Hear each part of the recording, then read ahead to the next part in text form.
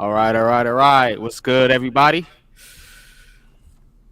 What's up? Hope everybody's doing good tonight. How you doing tonight, Coach? I'm good, thanks. How about you? I'm doing well. Despite what took place last night, Mm-hmm. um, I'm still in good spirits, so to speak. Um, Mm-hmm. so we're gonna get into a lot here tonight. Obviously, we got the Giants loss, Jets loss, um, Yankees, Mets. They pushing for the playoffs. Of course, Aaron Judge. He's still chasing the home run record. Mm-hmm. Um, we got Knicks Nets Media Day, Mm-hmm. and also if you want to get into the college football a little bit later, we can also do that too. Mm-hmm. I know Mm-hmm. Syracuse won, Rutgers Mm-hmm. lost. That's Mm-hmm. about all I know, 'cause, But Mm-hmm. I'll let you get into that. What's good, y'all? What's good, Jeff? Um, what's good, Jeff? How you doing, bro? Um, You're more than welcome to hit the link whenever you feel like it. I put the link in the Twitter chat. Um, Nisi, what's good? How you doing? Um, Glad y'all tuned out for the night. You know what I'm saying? Coach is back. I'm glad you back, Coach. How you feeling? Everything feeling good with you? Yeah. It's just a situation I shouldn't have put myself in to get myself sick. That's really what it boils down to. So, it's a lesson. You know, just to be more mindful and not allow situations to take me to a certain point that you know my blood pressure gets up and Mm-hmm. Got you. just things that cause me to or cause my body to react in a certain way. And I'm not 25 anymore. I mean, I gotta admit it. I'm not. I'm not. So that's really what it boils down to. So, but I'm good. Thanks. What's good, Jeff? How you doing, man? What is going on, my guys? How you doing?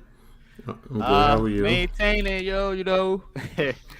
Yeah, I was a little fired up last night on Pat's channel, but I was a little fired up when I was streaming the game last night too. Mm-hmm. Mm-hmm. right. Coach knows. Mm-hmm.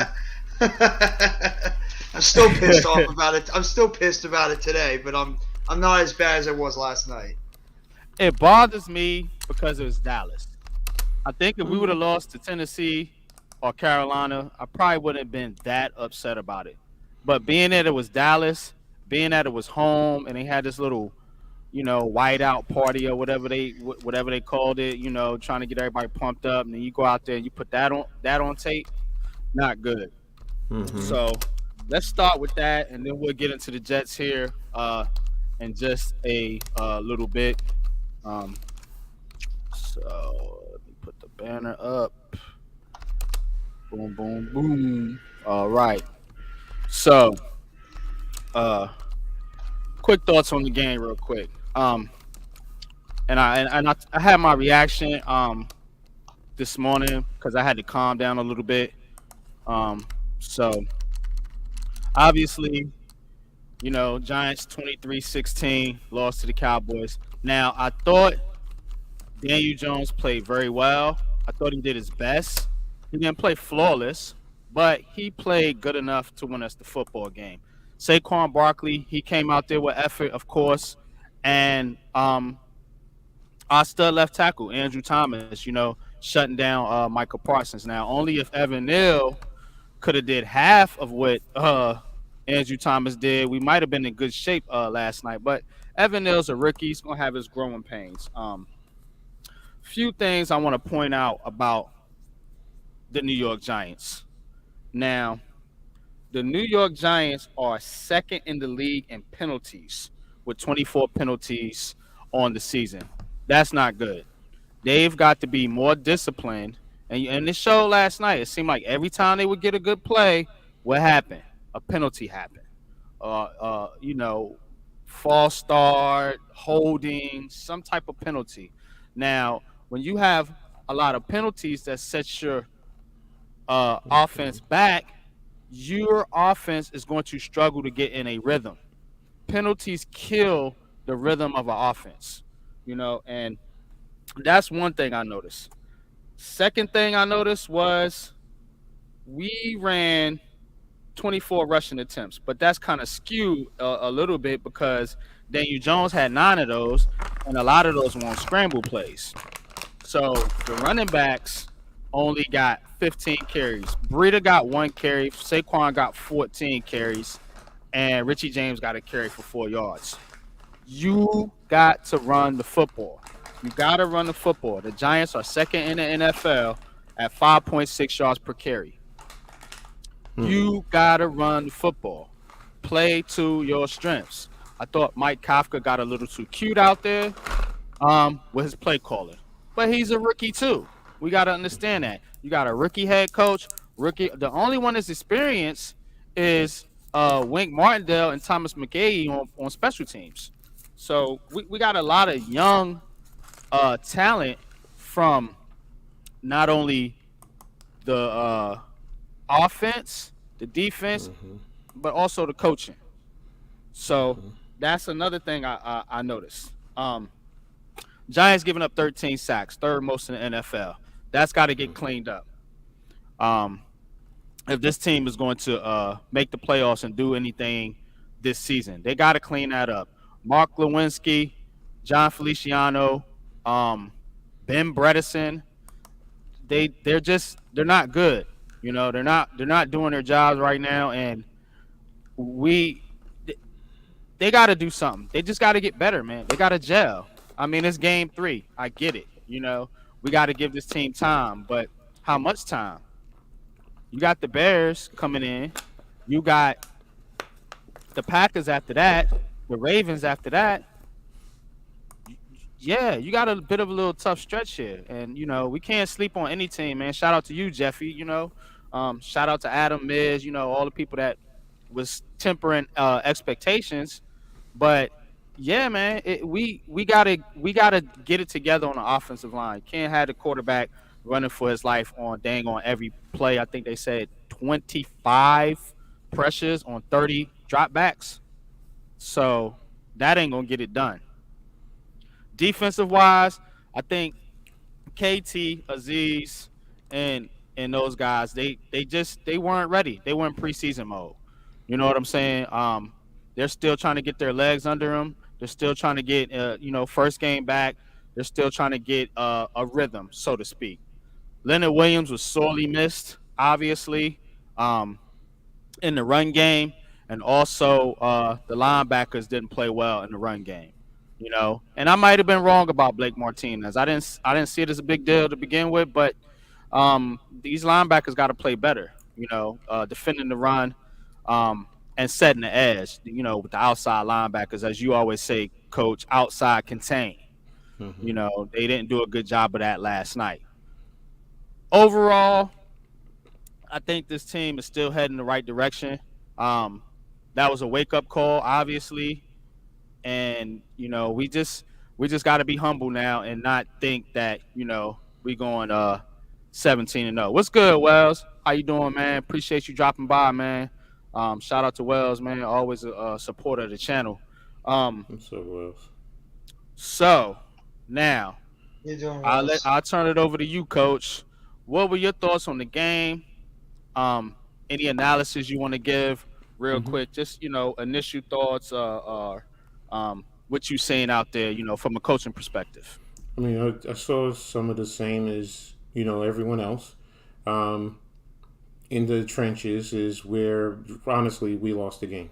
I mean, let's be brutally honest. That's where it is. The pressure on DJ, Dallas rushing the yards. I mean, I was listening to Dan Dugan and Charlotte Carroll from The Athletic today. They were doing a podcast, and they brought up an excellent point. They said, during the season, whenever Leo Williams is not out on the field, is out on the field, the defense gives up 3 yards per carry. Whenever he's not out there, they're giving up basically 6 yards per carry.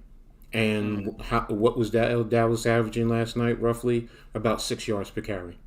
So that's how important Leo is. Now, you said something about the linebackers, and I know most fans do not understand this. All right, but Leo not being there affected the linebacker play because what he does is he commands a double team. Like when I just quickly went back and looked at some of the game, yeah, I did see them double teaming Dex a little bit because he's a good player, so he can make plays. So yeah, you're going to double team him.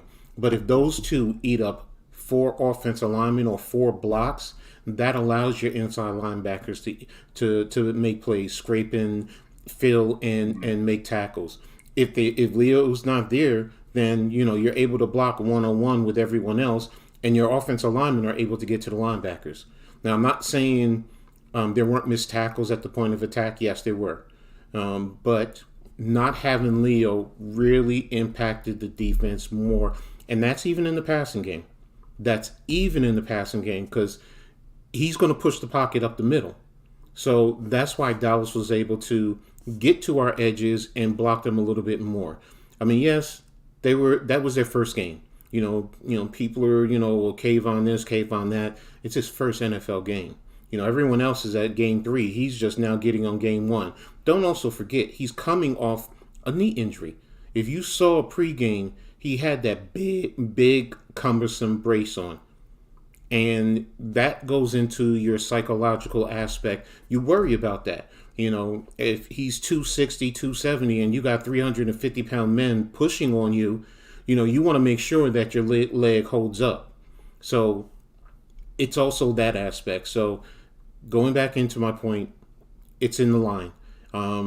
That's where, to me, it starts. It's not the only factor, but it starts there. It allowed them to be able to pass the ball downfield.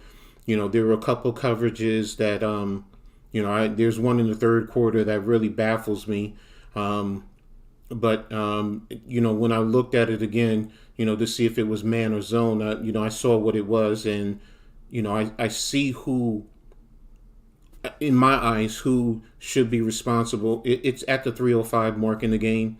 Dallas is in their first touchdown drive, and basically it's the 5th play, and it's a pass to the tight end with number 89, I believe it is, and he was down the right sideline, and I thought it was Ojolari because I thought he was playing man because they motioned the tight end across. And when they motioned him across, he went flat and up. And Ojolari shot to the flat.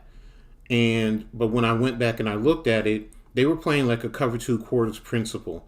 And Adoree was on that side, and they had the receiver who was also over there because they were 1 receiver, 3 tight ends. And the receiver went vertical.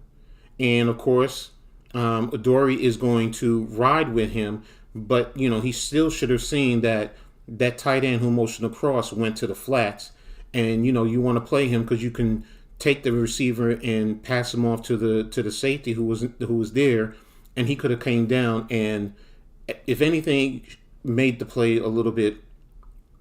It wouldn't have been as explosive as it was. So but again, that's also, if we had a pass rush, they wouldn't have been able to get that because that's a double move.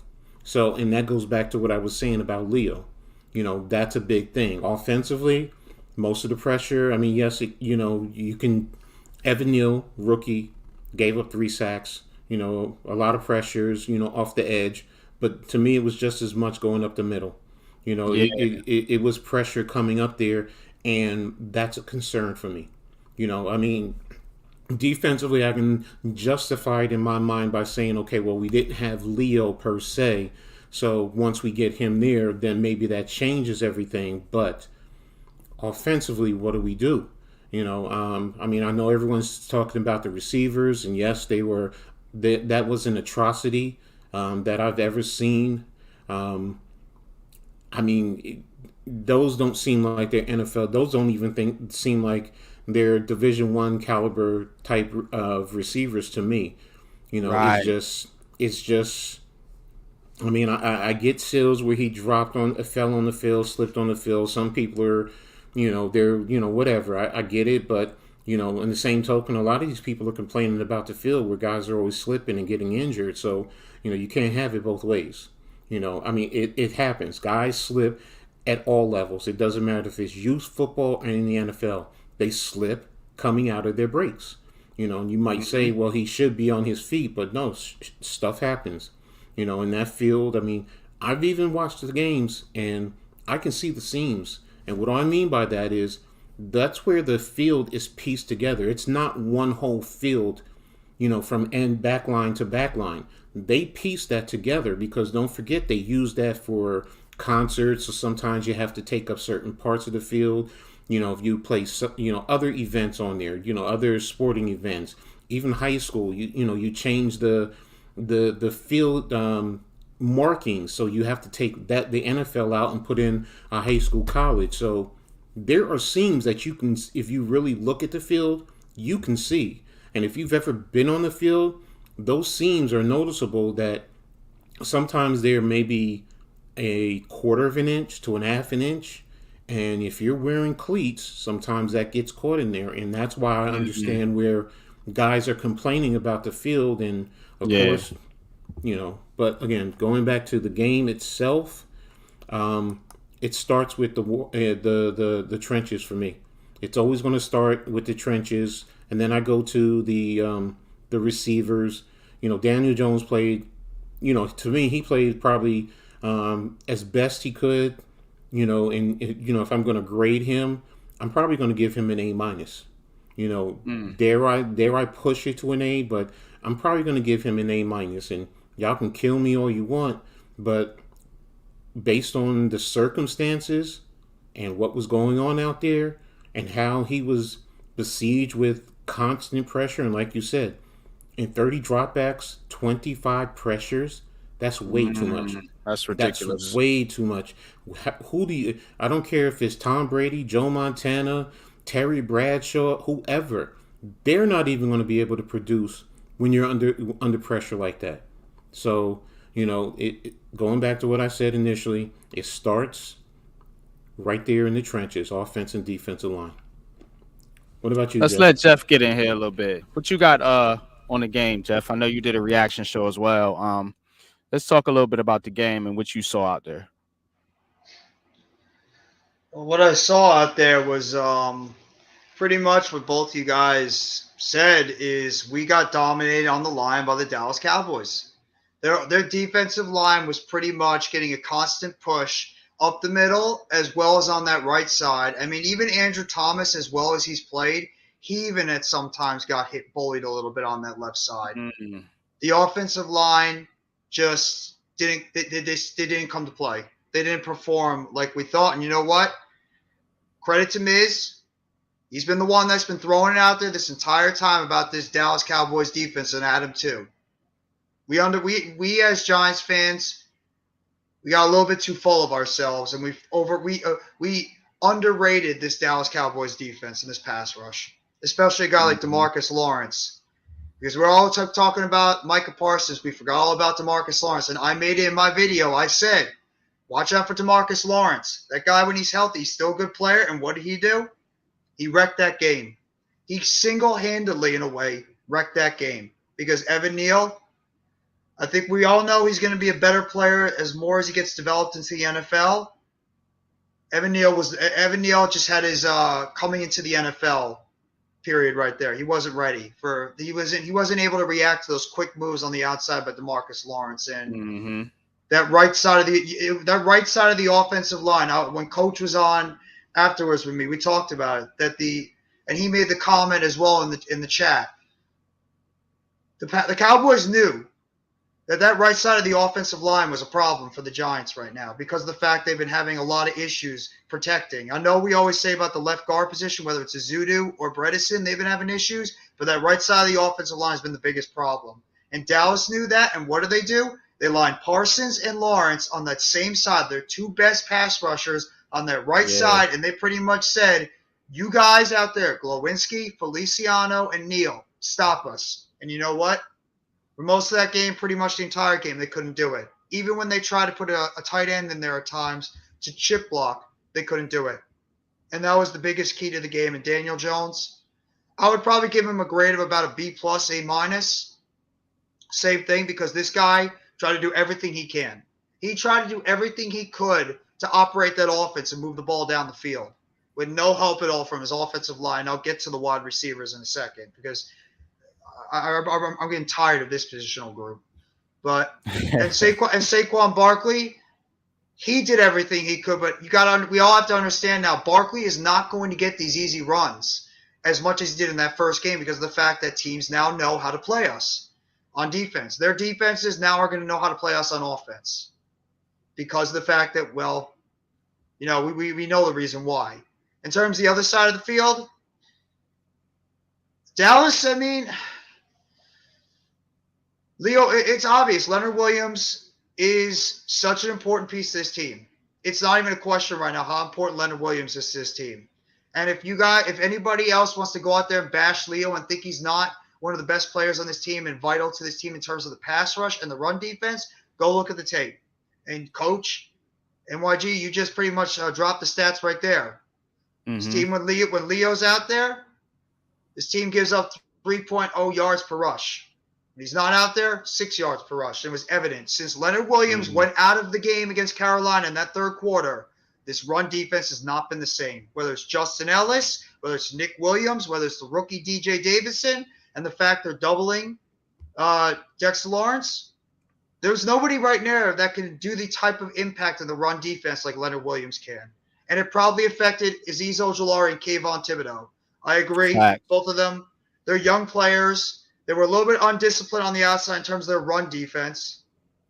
But at the same time, they needed a guy like Leonard Williams in there to eat up that middle of the inside to get those double teams to allow them to be able to take advantage of it on the outside. And that hurt them. That hurt that defense. And obviously the rookie, Cordell Flott, I think he could be a player, but that kid's got to learn how to tackle better. Because there's a lot of times out there where he just could not tackle. He was not wrapping up properly, especially that one play on the sidelines where CeeDee Lamb caught that ball and Flott didn't wrap him up correctly and he just went right by him. And same thing with Tate Crowder. I thought Tate Crowder didn't have one of his best games either. I thought he missed a bunch of tackles in the middle of the field. And the linebacker position, the middle linebacker position, I really believe that Darian Beaver's injury was the killer. Because I think that kid would have eventually been that answer in the middle linebacker position for us. At least somebody that could have been a viable option there. I don't believe with Blake Martinez that he would have made as much of a difference because of the fact he's still coming off that ACL injury. So to expect him to come in there and be the Blake Martinez he was pre-ACL injury, you're asking a lot because we know with big players, it takes them a while to get back to what they were. And in terms of Jalen Smith, I've heard a lot of people say, well, why don't you elevate Jalen Smith? Jalen Smith he just got here. Exactly. You're not going to expect a guy who has not pretty much done anything this offseason. He might be in good shape, but he's not in game shape. He doesn't know the system. You're pretty much throwing out a guy that has no idea what he's doing and pretty much just saying, go out there and tackle, but you have no idea how to run the defensive scheme. And it's going to take him some time to get adjusted to what Wink wants his linebackers to do out there. So I don't understand that aspect of it. He's got to learn the defensive system. In terms of the offense, I already talked about the offensive line. They need to get better. Running back position too. The wide receiver position, I don't even know what to think about this position anymore. I really don't. And I feel like a moron because I made multiple videos hyping up this position saying that we could be – I even said this could be the game – this could be one of the game-changing positions on this team, that this team is the make or break, this positional group. I feel horrible right now for Shep. I really do. It broke my fucking heart, and I apologize for cursing. It broke my heart when I saw that dude on the ground. And you know for a fact how respected that player is because it wasn't just Giants players, but Cowboys players were over there consoling that dude. That's the heart and soul of this position, that team that just went down with an injury. And that's a killer to this team, no matter how bad he played in that game last night. That's a killer injury for them. Yeah, what's good, Deception? How you doing, Deception? Kadarius Toney. His importance to this team just skyrocketed now because of with Shep going down. They need Toney to get back on the field, and this guy has got to be some type of playmaker out there. And I would say the same thing for Wan'Dale Robinson. It sucks because, he's still learning the position, but at the same time, it's his second year now. he's got to try to give him something more on this offense. And Wandale, this kid's got to grow up a lot quicker than he might have had to, because at least with Shep there, he could have at least taken his time to at least, learned the NFL game. But now with Shep gone, and no disrespect to Richie James, he's done very admirable so far. Wandale Robinson has got to grow up a lot faster than we think in this offense, because he's got that type of playmaking ability that could make a difference here. And that stiff, that 6'4" stiff that ran his damn mouth the entire damn week, talking about that he should be out there, he should get his reps, he should get all this, and he goes out there and he drops arguably the most important pass of the game when it was in his hands and Daniel Jones is scrambling for his life. And he has the opportunity to make a play right there, and he drops the damn ball. I don't want to hear nothing from this guy. Nothing. Shut your mouth. Go out there. Practice hard, and show and go on the field, because now, unfortunately, the sad part is we're actually going to need him more now, which is the sad part about it, because he's going to actually have to contribute more, because we're running out of wide receivers with everybody getting hurt now. Yeah, I agree. He's got to shut his damn mouth and get out there and start contributing on the field, or get the hell off the team. And when I get to Slayton, I don't know what this coaching staff has against Darius Slayton, but it's got to change. He's got to play now going forward, and he's got to get some passes going his way. Because if he's going to be on the field and you are not going to give him the ball or give him opportunities to make plays, get him the hell out of here too. It's a waste of time if you're just going to suit him up and you're not going to give him an opportunity to make a play. They haven't targeted him. I don't even think they've targeted him once this season. Once. Not Facts. One deep shot, not one pass. And the startling thing about it, the Giants have one pass play of 25-plus yards so far this season. That was a touchdown pass to Sterling Shepard. That's it. 1+ pass of 25 yards. That's it. Wow. How the hell are you going to win if you can't get the ball down the field? Dallas did it multiple times because they were running the ball, but at the same time they were able to stretch the field, make our defense honest to respect the deep speed, like the deep pass. We didn't do that. We didn't test their defense out. I know Jones didn't have the time to maybe throw down the field. Sometimes you just maybe if you have a little bit of two-strap step, you got to throw the ball down the field and hope your wide receiver can make a play and beat the coverage. Because there was Cooper Rush got harassed at times too, and he was still able to throw the ball down the field. Mm-hmm. So, I mean, this offense, the offensive line has got to start pass blocking better. Everybody, even at times Andrew Thomas, and the wide receiver position has got to play better. And I'm looking at 4 guys now: Slayton, Robinson, Tony, and that stiff. They've got to start playing better with Shep going down. Nah, I'm done with Galladay. I don't want him anywhere near this team anymore. I've been saying that. Like I'm like screw this dude, bro. Like get him as far away from the New York Giants as possible. Pay his ass. Tell him to stay home. Basically, Deception says if we could have Slayton, Robinson, and Kadarius Toney on the field consistently, it could breathe some new life. I agree. Yeah. The problem is, and I was talking to the fellas about this last night. The Giants drafted Wandale Robinson in the 2nd round. You don't draft a receiver in the 2nd round as a high pick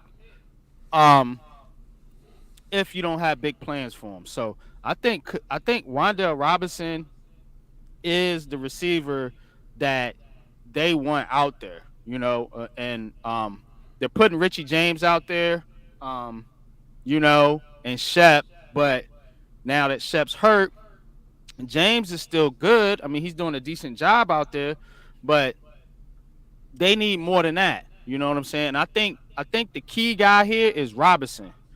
Because for some reason they don't Kadarius. Well, we know what Kadarius Toney. He can't stay on the field. He's just injury prone, or I don't know what's going on, but he's not on the field. So Slayton, I like Slayton. I think Slayton should be playing. I put a tweet out there on Twitter that showed Slayton basically had a big play down the field, but Evan Neal got beat on that play that Daniel Jones was going to hit Slayton for a deep pass down the field. Slayton had his man beat. Now,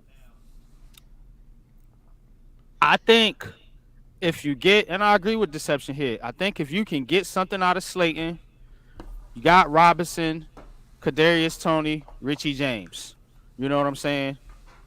Send Seals his ass back to the practice squad because he don't deserve to be out there. Shout out to Pat, preseason Hulk Hogan. That's who he is. He's not ready Mm-hmm. for prime time NFL. You know what I'm saying? I even It's not see even fans that. talking He's like about, a preseason Doink the Clown. That's what he is. you know what I'm saying? And no disrespect to Seals. I mean, he worked his ass off to get where he is. I mean, he did put the effort in, but he's just not good. That's just the bottom line to it. He's not good. Um, Shout out to Big Fan Breezy, man. This my homie. Who is the best receiver y'all had since Odell Beckham Jr.? Shep. It's been Shep. Him or Golden Tate or Slayton? I say Slayton, It's been Shep. When Shep's healthy, he's the best receiver we've had but he for ain't years. healthy. But That's that's the the thing. problem. He's not healthy. So I mean, if you taking everything into consideration, Mm-hmm. skill wise, yeah, Shep. But Mm-hmm. as far as production, it's Slayton. Bottom line, it's Darius Slayton, and I know people. It's hard for that to stomach for a lot of people because they don't like Slayton. The team doesn't like him. The fans, I don't know why they don't like this guy. He's a cool dude, man. I follow him on Twitter. He's a cool dude, bro. Like, and he can play. He drops passes. That's why I You don't know what like I'm him. saying? He can play. You know what I'm saying? But Sterling Shepard dropped passes. Yes, he did. You Mm-hmm. know what I'm saying? And I even pointed that out in my video that I made about I Darius did Slayton. too. Sterling Shepard had 4 drops last year, and he Mm-hmm. only played 7 games. Mm-hmm. So he has a drop problem. The only one out there that's really consistent with catching the football is Richie James right now. Mm-hmm. Mm-hmm. Everyone else is dropping passes, running wrong routes, falling down on their face. It's ridiculous. You know what I'm saying? It's freaking ridiculous. And I will say, you know, hey, look, Kafka, just don't get cute. Just run the football. Put your guys out there that can produce. I don't care who it is. If you got to bench Galladay, you got to bench Sills. Just put the guys out there that can produce. Now the Giants are Mm-hmm. gonna have to find themselves another wide receiver. And I will say this one quick point before I pass the mic. And I'm not gonna spend a whole lot of time on the Giants because I burnt a lot of energy on these fuckers last night. Um, so you know what I'm saying? But Daniel Bellinger didn't play bad. Daniel Bellinger is looking like a guy that can be relied upon in the passing game. And shout Mm-hmm. out for to Kafka for that. As much as I criticized him last night for not running the ball, he did get Daniel Bellinger involved, and he can be a piece moving forward. You know, but ultimately you're gonna have to get some wide receiver help at some point. Um, Deception says hamstrings are tricky. Just keep KT out till he's 100%. Otherwise, this will be a reoccurring issue.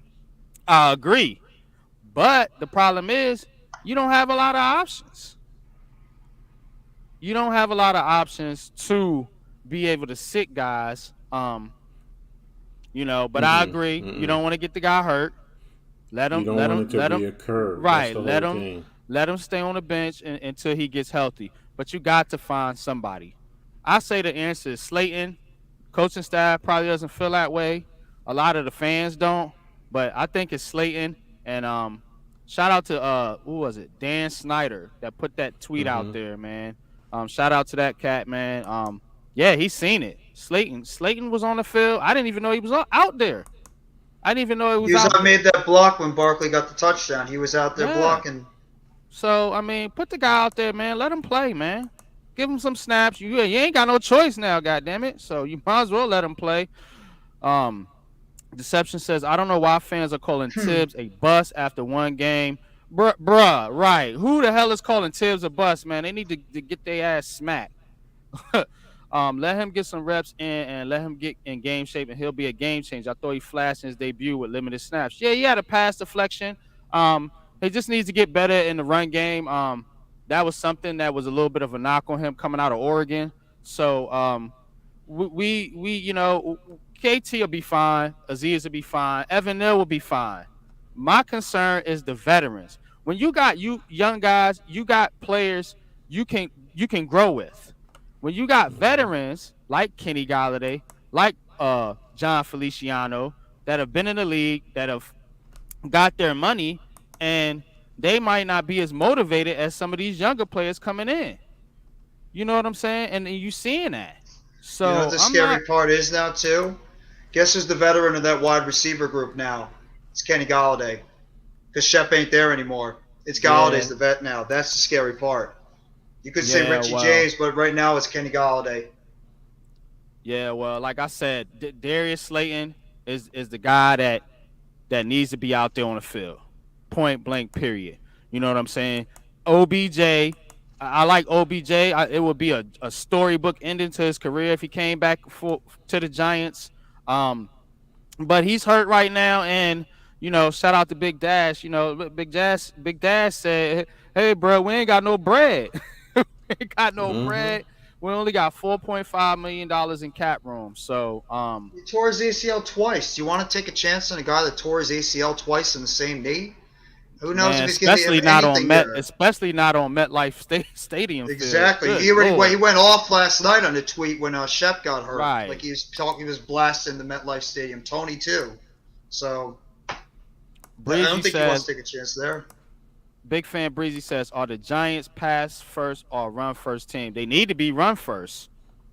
Um, like I said, I put the stats out there. They're second NFL with 5.6 yards a carry. I think Detroit is the only one better than them right now. Mm-hmm. So, and they're fourth worst in pass yards at only 560 pass yards and third in most sacks. So you don't need to be dropping back, getting your quarterback knocked around. You know what I'm saying? Deception says, what have we brought back Bachman? Bachman ain't no better than David Sills. So I don't want to hear anything about Bachman. No disrespect, Deception, but Bachman Has he ain't the even answer. landed anywhere? Is he even on Nah, a he's team still right on the now? street. Exactly. That shows you Mm-hmm. he ain't no damn good. Somebody would have picked him up by now. He's healthy. You know what I'm saying? He's young. So if he was any count, somebody would have scooped him up by now, I'm sure. But Mm-hmm. I mean, if you just want a body, okay, but it ain't gonna help us produce. I don't think. But The we'll thing that see. hurts us though Go ahead, coach. is the thing that hurts us is bottom line is the money, which falls back to What's um, good, Levance? what's up, Vance? Which Hey, falls Vince. back onto Galladay. And I don't begrudge Galladay because he got his money. To be honest with you, that's on the previous regime. They basically took it to the New York Giants and the fan base with that contract. Because you really can't get rid of him. And yeah, Shane has said he's willing to eat some of the money to get rid of him, but no one's going to take it because of the amount of Mm-hmm. money that he is due and his production. Everyone in the league sees it. It's now on film, and it's not just one game. You're talking about 3 games, and he has to produce to re-earn the reputation for teams to want him. And you can't bring in another receiver right now, honestly, unless it's going to be on the cheap end. That's why, I understand the logic about saying Bachman. Would we want, some of the top guys out there? Yeah, but they're going to want money. I mean, Mm-hmm. whatchamacallit even talked about what's his name who just signed with Tampa Bay? What's his name? He was Cole with Oh, Beasley. Cole Beasley, Cole yeah. Beasley. He's on the practice squad, so you can still offer him a contract, but he doesn't want the veteran minimum. You're going to have to offer him money. And that's one of the reasons why they couldn't get him in here in the first place, because they Yeah, there, don't there have the was money. rumors that I think Big Dash was saying this last night. There was rumors that Cole Beasley didn't want to play for the Giants. I don't know if it's a relationship that soured with him and, Mm. and Dable, or if it's like you said, Coach. He wants more money. He wants to play for a contending team. You know what I'm saying? Cole Mm-hmm. Beasley is Mm-hmm. a veteran. You know what I'm saying? So, well, says bring in Kenny Stills. What y'all think about Kenny Stills? Money is still going to be the same thing. Same It's going to thing, be ain't it, about the man? And money. what does he have left? Like, what is Kenny still? What's his age? He's Uh, got to be like in his mid 30s. mm, There's people talking about T.Y. Uh, Hilton too. I mean, what do these guys have left if they're not signed right now? Obviously, teams are weary about He's these 30 guys still years have that. old. 30. Yeah. Yeah. He ain't So old. You know what I'm saying? He probably got a football couple years wise, left. football wise, Football wise, yeah. it's not old, no, but once you start to hit the 30, then it's like, okay, Ty is 32, he'll be 33 in November. So maybe, but what do they have? I mean, it's just like going, is he able to produce like he even is he fairly, or is he, would he be better than what we already have? Because if he isn't, if he's equal to what we have, then why are you wasting the money? So Facts. it's a catch 22. It really is. It's right now Galladay's contract is the albatross, and it's really hurting not just performance on the field, but bringing in bodies in here that we could use. And right now, it's Shane is doing the best he can. He really is. But ghetto bum is the reason why we're in this position. Yep. Right. Well says you heard the rumors about Packers being interested and can't get right. I hope they would take him, man. I would look. I'm of the opinion I would pay somebody to take Kenny Galladay right now. I'll take Seriously. Alan Lazard. You want to trade Alan Lazard for Kenny Galladay straight up? They can have him. Because at You least know what Alan I'm Lazard saying? can make plays. Hmm. Just give me a seventh round pick. I mean, I'm at that point. Like I don't care what you get for him. Just get him away from the team. Look. It's not just about his play. I know they would say, oh yeah, the locker room is on Kenny Galladay's side or whatever. But you got a young team, man, and this guy can influence some of your young players, man. And if he's out there dogging it, not giving effort, like as we can see on the field, then do you want that on your team? It messes up your locker room, man. The chemistry, the culture. They was trying to change the culture here, and you got a guy in there, bitching about playing time in the media. You don't need that on your team. I'm telling y'all, it's not a good look. You know what I'm saying? And I don't know Kenny Galladay personally. I'm just talking about from a football standpoint. For all I know, he could be a good dude. You know what I'm saying? I don't know the guy. You know what I'm saying? And if Kenny Galladay or anybody would ever to hear me talk about him, look, bro, it ain't personal with me. It's just the fact that you ain't a good fit for this squad right now. You could go to Green Bay and you could light it up with Aaron Rodgers. You know what I'm saying? That's facts. You know what I'm saying? But right now with this team, where we're at now, and what you're making, it's not a good look. It just ain't a good look. For KG, sending thoughts and prayers out to Sterling Shepard. Yeah, man, bad break for Riggs, but unfortunately, I think his Giants career is over. Oh, he's done. Um, He's yeah, I 1,000% don't done see as a how he gets Giant. another contract with the Giants or with any other team unless he takes a vet minimum deal. And man, just hang it up, Shep, man. You did your thing, man. You held us down through our bad years. You know what I'm saying? You were one of the standout players. You Barkley. Guys like OBJ. So just ride off to the sunset, bro, man. I'm sure the Giants will take care of you. You know what I'm saying? And They um, probably offer him a coach. If he ever retires, they wouldn't be surprised they offer him a coaching position on that team. Some type of wide yeah. receivers coach or something like assistant wide And receivers he'll be a coach. good one. He'll be a good one because he's a leader of men. You could tell. Shep is a leader, man. He Out there reminds on the me so field. much of like an Ahmad Bradshaw, a smaller guy that is Hmm. tough as hell, who just would do all the dirty work, but at the same time, his body just failed him at a short amount of Right. time. Like his body just couldn't take the pounding because of his smaller frame, but he had the heart of like a lion. That's exactly what I started thinking about was Ahmad Bradshaw because Bradshaw was the same type of guy. He would go out there and Uh do huh. the dirty work. He'd go out there and he'd put his body out there. He'd be that emotional leader. He'd do all that kind of stuff, but his body just could not take the pounding. And Bradshaw didn't have a long career because of it. And that's exactly what Shep is reminding me of. Just a guy that has all those traits, but the body just can't hold up. Right. So we're gonna change gears here for a little bit because I really don't want to be on the stream for 4 hours. I spent a lot of energy So we're going to kind of make this. We're going to hang out for a minute, but we ain't going. I'm gonna make this a little bit shorter than our normal streams. So let's get into the Jets. Man, let me tell you something. The Jets and the Giants are so similar in a lot of ways. Um, Look, man, the Jets went out there and threw 52 times with Joe freaking Flacco. When you got Brees Hall, you got um Michael Carter. Michael Carter, and you got a halfway decent run blocking offensive line. Mm-hmm. But yet they just who's the coordinator? LaFleur. Yeah, it's Yeah, LaFleur's brother. I don't think he gonna last long. Not you can't play like this with this team, man. With Flacco at your quarterback. Flacco was sacked 4 times. Um, he fumbled 3 times, threw 2 interceptions. They were not really in the game at all. I mean, since he jumped out on them early, I think it was 17-9.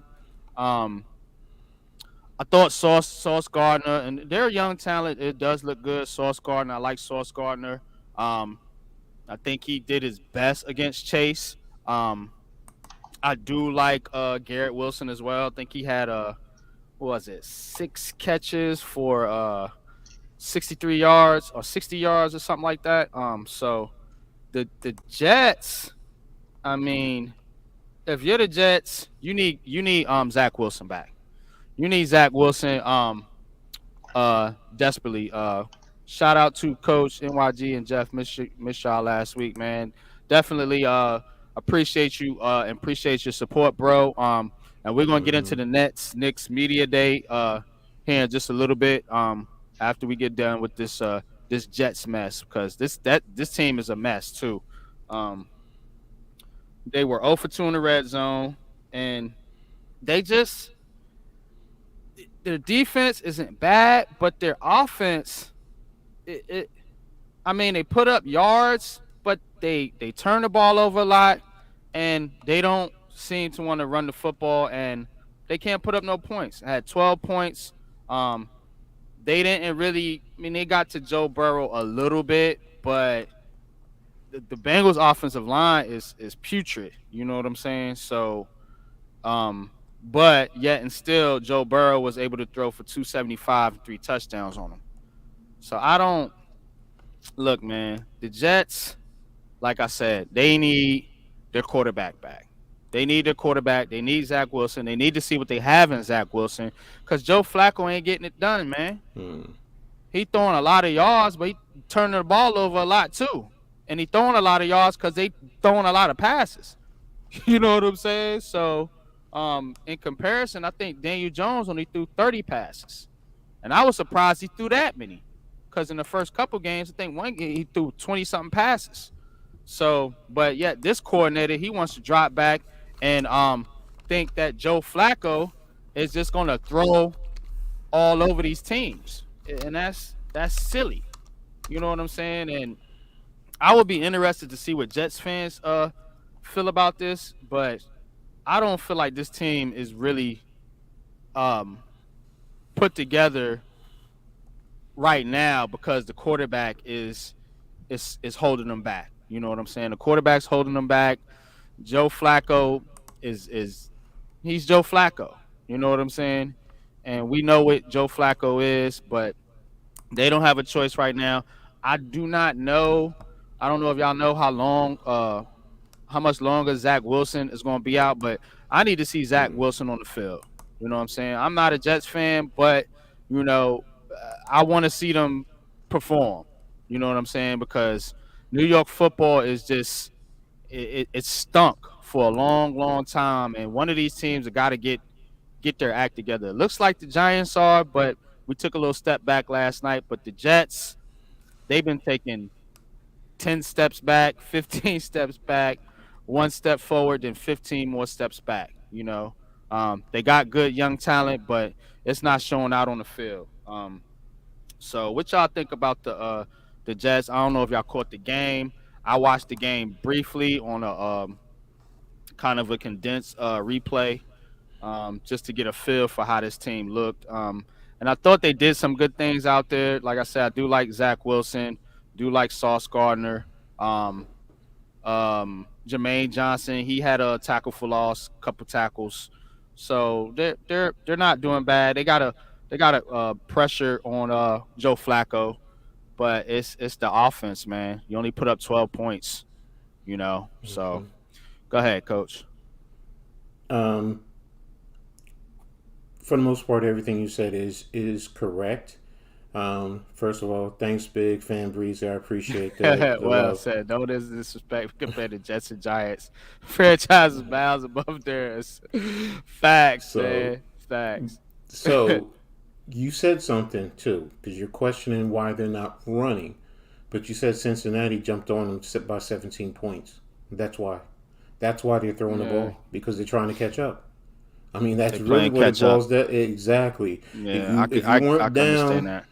that's the reason why. Because I'm with you. I'm not letting Joe Flacco throw that much. I mean, the previous week was an aberration, but it's ideally, yeah, you want to go with your young guys. You want to keep it. You want to keep the score down. You want to chew up clock, and you want to let your defense go out there and be aggressive and get after the opposition. And to do that and not get them tired is to have an effective running game. But if a team is on you double digits right off the bat, the only way to get back in the game is to throw the ball.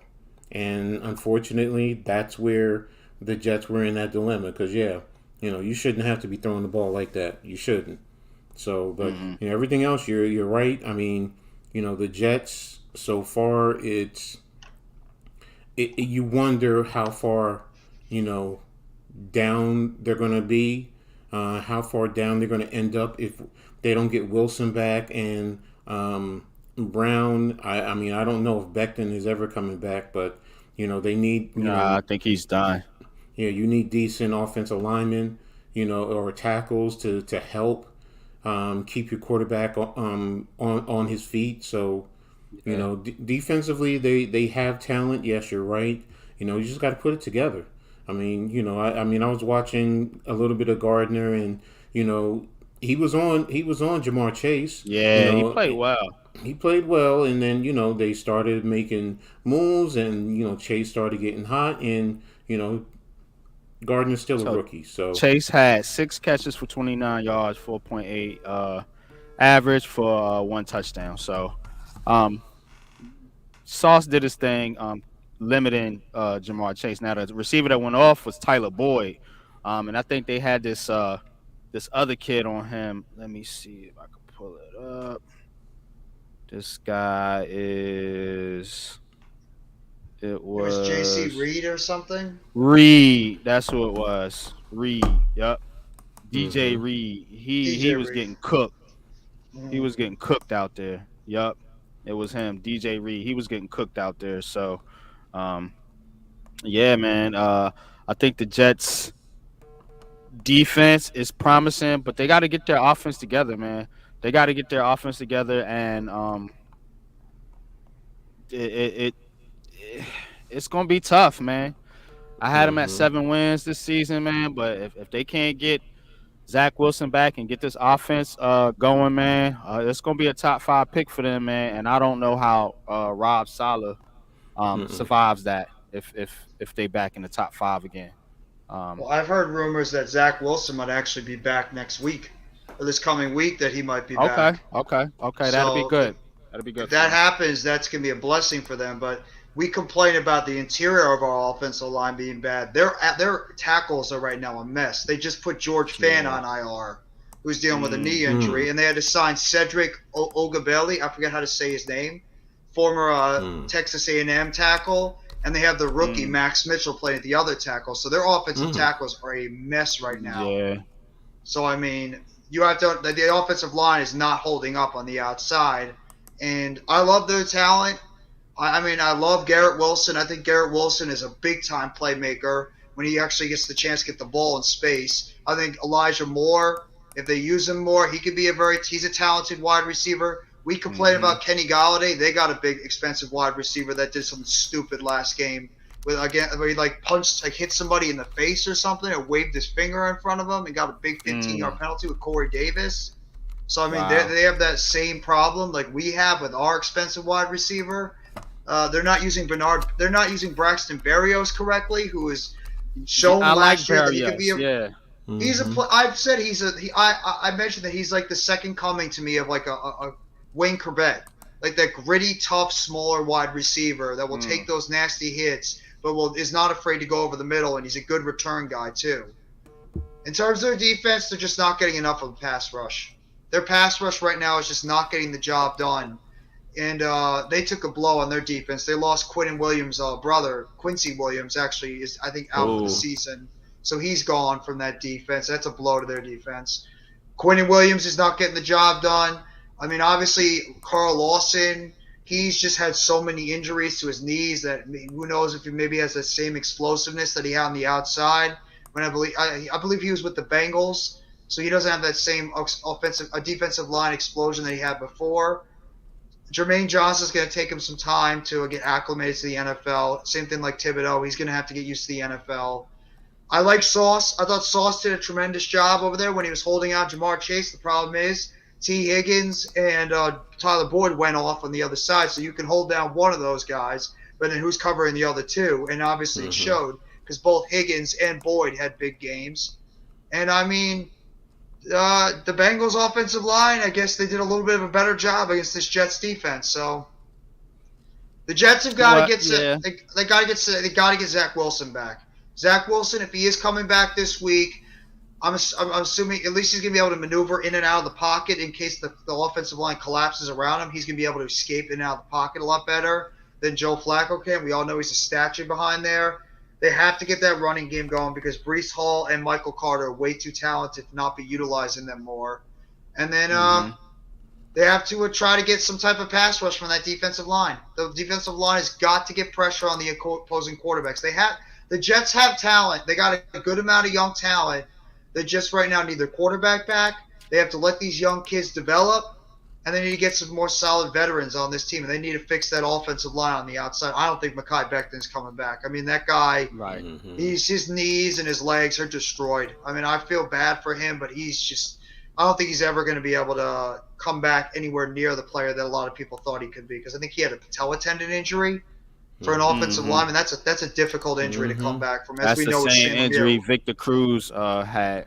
Steve Smith, Shane Lemieux, all those guys Yeah. had the patella tendon injuries. That's the most difficult.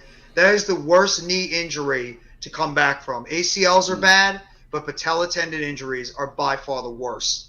That just really just changes you as a player. So hopefully he can make it back. I mean, I don't think the Jets are going to be hashing their eggs, and a lot of Jets fans have been complaining, saying that they should have gone out there and drafted one of these offensive tackles because they couldn't trust Mekhi Becton to stay healthy.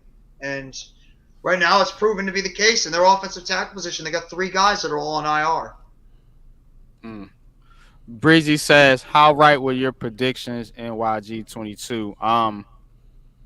So far I've been, I would say I was a little spot on. I was wrong about the Giants' offensive and defensive lines. I thought they'd be much better. I thought they would be, but still a lot of season left. I would say I was wrong about that.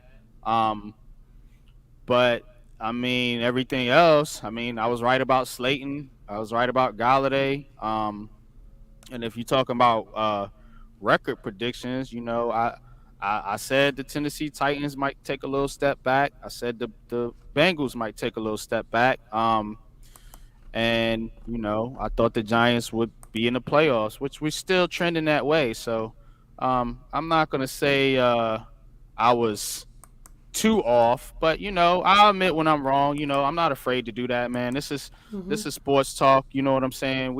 I'm not. This is not something that's life or death. This is fun. This is a hobby, man. I enjoy doing this. So I talk my smack, but I will get up here and say I was um I was wrong. If I was wrong. I mean for week 3. Oh, for week 3. Yeah, I put my video out there. I have to go back and look and see because I don't write them down. I just make the video and leave it up there. That's kind of my reference to go back and look at my videos. I think I had a winning record this week though. didn't have the Giants. I did have the Giants winning. They lost. Um, the Jets, I had them losing too. So, but Tell you one now thing, I was dead wrong on the Raiders. Oh my God, that team is the just Raiders, yeah, I was they right look about like the a wreck Raiders. right I think now. a lot of people are wrong about the Raiders. Yeah, I wasn't. I, We're all dead I wrong about that But division. The yeah, AFC West does not look that impressive at all. And the Chargers no, have taken massive injuries to that team. They've taken some massive hits to that team with some of the guys they've lost. I all mean, right, you lose so Rashawn Slater at the left tackle position, then you lose Bosa. they lost. Whoa, what? Bosa has a groin injury. He's out indefinitely. I didn't hear those. what? Mm-hmm. That happened. They lost Slater and Bosa. I Yep, heard they Slater's lost got a Slater. Yeah, but and I didn't Bosa's hear got about a groin Bosa. injury. Yep, he's out Ooh, indefinitely with a groin injury. they in And they trouble. lost Jalen Guyton too. I think they're I a think the reserve wide coaches. receiver. I think the coach is going to take the fall for that, and I don't know if that's the right move or not, but I do feel like that their coach he's been questioned a lot, and I think he's going to take the I think he's going to take the fall if the Chargers don't do well this year. You know what I'm saying? Because they Mm-hmm. had high expectations. I picked that squad to win the division. You know what I'm Mm. saying? I didn't have them Mm-hmm. going far in the Mm-hmm. playoffs, but I did have them winning the division just because I thought they had a little bit easier of a schedule than Kansas City. But the Chiefs ain't going nowhere. Don't sleep on the Chiefs. They're still good. I They slept on still them. got I Mahomes. slept on them guys, and they're right now winning the division. I had them coming in last. Oh, I Mm-hmm. had them coming in last. I said the Raiders were going to win it. I had the Chargers second. I had the Broncos third. And I had the Chiefs last. Man, might as well yeah. flip flop. Exactly what happened. I had the Chiefs second, Broncos third, Raiders fourth. I had three of them making the playoffs. Mm, Chargers, Chiefs, Broncos, but the Broncos don't look great either. They no. look like hot garbage themselves. I mean, I know they got 2-1 record, but um, still. Now, Mm. a couple quick things about the Jets before I leave this conversation alone. The Jets are first in the NFL with 156 pass attempts, and they're only completing 59% completion percentage, which is seventh worst in the NFL. And they are the seventh worst team in rushing with only 252 running yards. So the Jets, much like the Giants, run the damn football. Mm. Run the football. That's what you got to do. You got to run the dang on football. You know what I'm saying? Mm-hmm. They're averaging 4.4 yards a carry. Just run the football. You know, just run the dang on football. Mm-hmm. Um, Now, teams want to get cute. Everybody wants a Kansas City, Buffalo Bills, high flying, high powered offense. But most of these teams ain't built that way. You know what I'm saying? You seen what the Dallas Cowboys did last night. They beat us at our own game. You know what I'm saying? Shout out Mm-hmm. to you, Jeffy. You know what I'm saying? Um, you kind of pointed that out early on your stream today. Yeah, Dallas Cowboys played old school football, ran the football um, effectively. They rushed the passer, and they pretty much played mistake free football, which is exactly the game plan I gave for the Giants coming into Yeah. this game. They confident. Dallas took Listen, your game. Those Cowboys must have taken your gameplay and decided to utilize it in the game last night. Though they did get cute. They did get cute on that third down play where they should have ran that ball and they decided to try to roll out the quarterback to the right side and try that pass. And it just came up hmm about a yard or so short when we were able to right. get the ball back before, Sills slipped and then Shep blew out his knee. So, I mean, hmm that was one right there. They should have tried to run the ball, but they want to try to go for the win. So I guess I admire them slowly on that. Mm-hmm. Yeah, Mm-hmm. big facts. So let's get into the basketball. Basketball season is coming up upon us. I am going to do a live stream with Breezy, an NBA preview, of course. Coach and Jeffy, y'all more than welcome to join that stream. But Nets Knicks media day. Let's start with the Nets. And I know Coach has got some things on the Knicks. So Now with the Nets, I thought I like what a lot of the players said. You know what I'm saying? This team, they seem like a focused team coming into the season. Um, they got all the distractions and all the mess from last year. It seems like the players are putting that behind them. You know what I'm saying? KD's focused, Kyrie's focused, Ben Simmons is healthy, Joe Harris is healthy. So I do like the outlook of this team, man. They let go of that drama. They're in there. They're focused. It looks like they're ready to go. You know, for this season. Now a lot was made, you know, last year about Kyrie and his situation. He had to address some of that stuff. Also, KD had to address some of those things, and I thought they did a good job of handling the media. You know what I'm saying? Of course, for whatever reason, the media is not as vicious on the Nets as they are the Knicks. But you know, the Knicks is the high profile team in the city. So I'm glad to take a back seat in that aspect.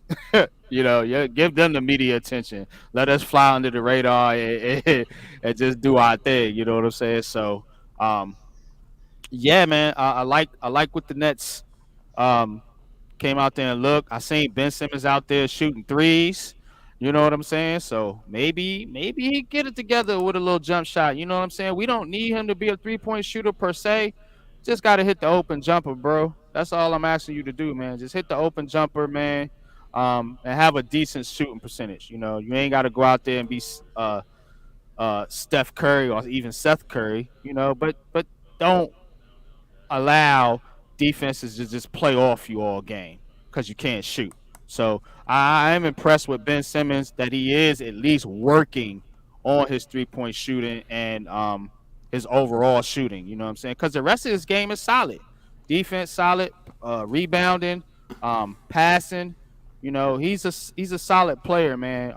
And he is definitely for me the X factor on this team because if Ben Simmons is right, I think the Nets are in there for sure. I think the Nets are in there because they got as much talent to compete with any of those teams in the East, any of them. So, big facts, Breezy. Can't wait for that show either. I'm gonna set it up here sometime soon, and I'll be contacting you. He says I got us 1-4 seed all season. Yeah, that's where I got us at. You know, what did I predict? 52-30. I think I had us at 52 wins for the season. Levan says Brooklyn Nets definitely have a team that can win the Eastern Conference. Yeah, two things though: health and Steve Nash. You Mm-hmm. know what you gonna get from Steve Nash? Has he grown as a coach? You know what I'm saying? So those are my two question marks for the Nets right now. But if they stay healthy and Steve Nash can actually develop into a decent head coach, yeah, I don't see no reason why we can't not only win the East but win the chip, the whole damn thing. That's how I feel about it. You know, that may be my fandom and my bias involved in it, but really this team has talent. They have a true big three, and they've added a lot of pieces around them in order to kind of glue the thing together. You know what I'm saying? And we talked about Markieff Morris. Is one of those big additions that I think is going to pay dividends for the Nets, not only on the court, but definitely in that locker room as a vocal leader. But I'll let Jeffy go since he's a Nets fan, and then you could go after him, Coach. Go ahead. Mm-hmm. Well, I mean, you just said the one thing that really made me the most happy after everybody spoke at that media day yesterday, and that's focus. Because the one thing that this team has lacked for this whole entire time since Kevin Durant and Kyrie Irving have come here, and in a way since Ben Simmons came here, they lack the focus and the drive right now this team needs to be able to go out there and potentially win a championship. And I like some of the honesty that both Kevin Durant and Kyrie Irving said in their statements when they were at this press conference yesterday. I mean, Kyrie Irving even admitted when he was talking about that he was very close to leaving the There's the Nets. link, Breezy. If you want to pop He on. was he was very close to departing the Nets this past off season. That it was close that he almost got traded to the Lakers or another team. And that Kevin Durant pretty much went into detail of the fact that he was just not happy with everything that was going on with this organization, with like how it was being coached, how it was being run, and everything. These guys did not hold back, and I appreciate that they did not try to like take the easy way out, or like say like the nice things out there. They were brutally honest about it, and I appreciate that. And I'm glad that Ben Simmons is out there trying to improve his game on the shooting side, because I agree with you 1,000,000%, MYG, about Ben Simmons being the X factor of this team, because he is. If Ben Simmons is right, if he's right mentally and he's right physically, his defensive ability on that court is second to none.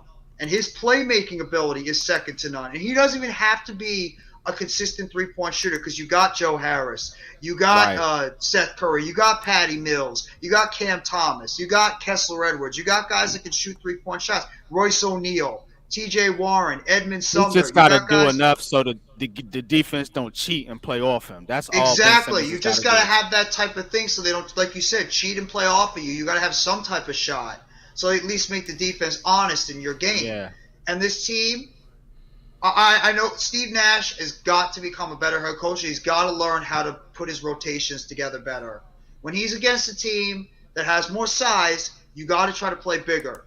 Unless you want to try to go with the mismatch and you want to try to go with like a smaller lineup to try to combat the bigger lineup against you, try to use a little bit of speed to drive to the basket and create some fouls, you could do that. But I think that he needs to manage the lineup a whole lot better. The team needs to stay healthy, and that, of course, is going right to Kevin Durant, Kyrie Irving, and Ben Simmons, and Joe Harris. These guys have got to remain healthy on this court. But the one thing I appreciated the most at this media day is they were not shy about telling the truth about everything that happened this past offseason. Kyrie Irving even said he turned down a 4-year, $100 million extension because of the unvaccination status. That he could have signed an extension this past offseason, but he decided against it because of the old unvaccination stuff, and he stuck with his beliefs. No matter what anybody believes in that, I got to admire Kyrie because he's sticking to what he believes in, and that's fine with me. If that's what he believes in, that's fine.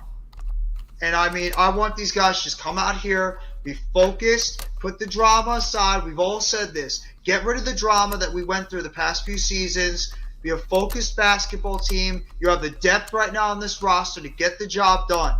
You have multiple players in different aspects on this team to get the job done. And you want to talk about something that helps Boston right now is going through turmoil with their head coach now being suspended for the whole season. Yeah. And Robert Williams is out, I believe, 6 to 12 weeks with a knee injury. And that's an important piece on that Boston Celtics team.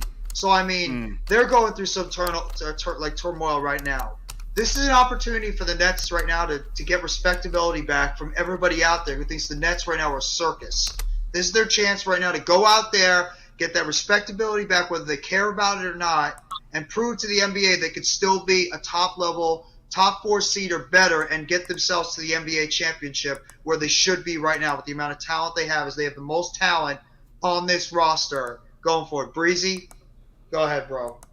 Real quick, let me plug in the real quick. I ain't gonna be. I'm just gonna plug in the baseball scores here real quick.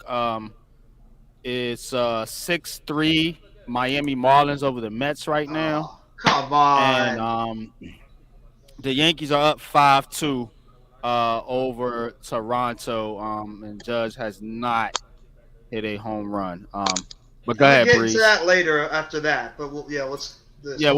I just like to keep up people updated on the scores, Yeah, I wanted to hear what shout out to the whole panel. I wanted to hear what the coach was going to say about Steve Nash. Even because he a coach, so I just wanted to hear it from his perspective as a coach. Like, what does he think Nash? Besides Jesus, what does Nash need for us to for him to lead these men to the championship? Right. The first thing is Rails, what's good, Rails? That's my bro, man. What's good, Rails? Yeah, what up, Rails? Coach. Rails.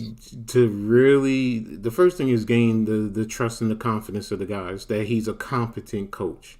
And to do that is to make sure you put the guys in position to be successful on the court. Come up with, effective schemes, and also be honest. You're not going to know everything. look, I'm gonna have to rely on you guys sometimes. What do you see? Because there's times as a coach, I had years of experience, and I'm gonna say to my guys, so what do you think? What do you want to do? So sometimes it's just putting the ball in their hands and letting them be the ballers out there. Just be honest. Look, I don't know everything. Use your coaching staff. Let them put the guys in position and just be the captain out there. Look, he was an all-star and an elite point guard, so he understands how to direct the ship. Sometimes is what, just back up, let the guys do their thing, and just look, point them out. This is what I see, Kyrie. When I played, this is what I see. What do you think? Blah blah blah blah blah. It's real simple. And I'm not, I never played point guard in basketball, so, I don't know it to that spectrum. But as far as a coach, sometimes it's just, look, put the guys in position and just, KD, you're an elite scorer.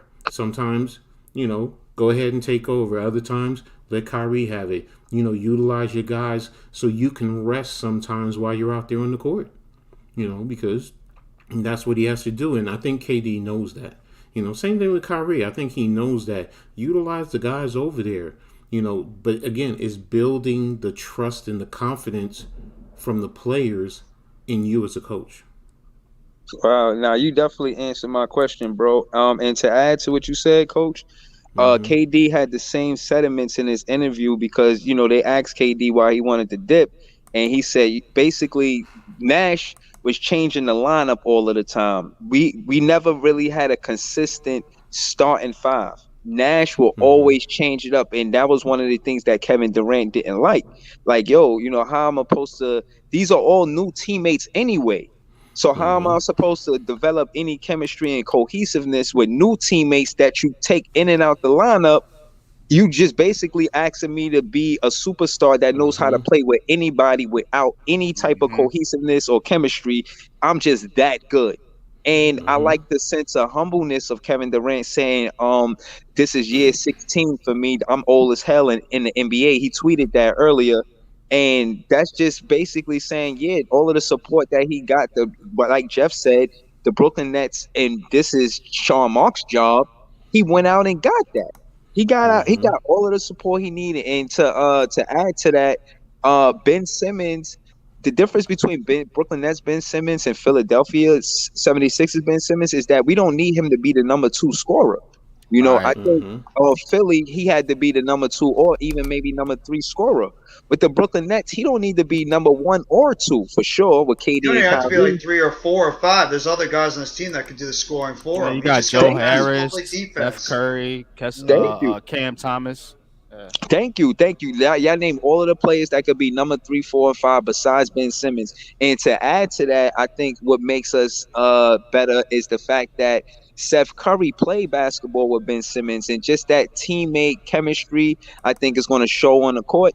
I think the fact that Patty Mills got an Australian connection with Ben Simmons, and I think ultimately that's what Ben Simmons was looking for from a Doc Rivers in the NB, like a big brother type of relationship. And they basically like, nah, fuck that. Come do your job. We don't really like each other like that, but I want you to do your job. And I think Ben Simmons was looking for more of a big brother type of relationship. And I think he gets some of that here. I think he gets to turn a new leaf and kind of start over. You know what I mean? It's a new beginning for him. And I think him having that interview with JJ Redick is one of the best things he could have did with his offseason because it broke the ice. And there was a lot of tension and just a lot of media narratives that spin how the players feel and think. And then when you actually hear Kevin Durant in the interview or Ben Simmons in the interview, it's not what the media narrative is. The media narrative is not accurate. KD said, "Oh, I ain't got nothing to do with the front office." I don't know how true that is, but he definitely has a different narrative from what the media is saying. Ben Simmons, when he spoke to JJ Redick, I like his comfort zone. I thought that I never knew he was going to have that interview, and I thought that Ben Simmons was going to come back being, under pressure and awkward because of all of this expectations from him and the team going into the season.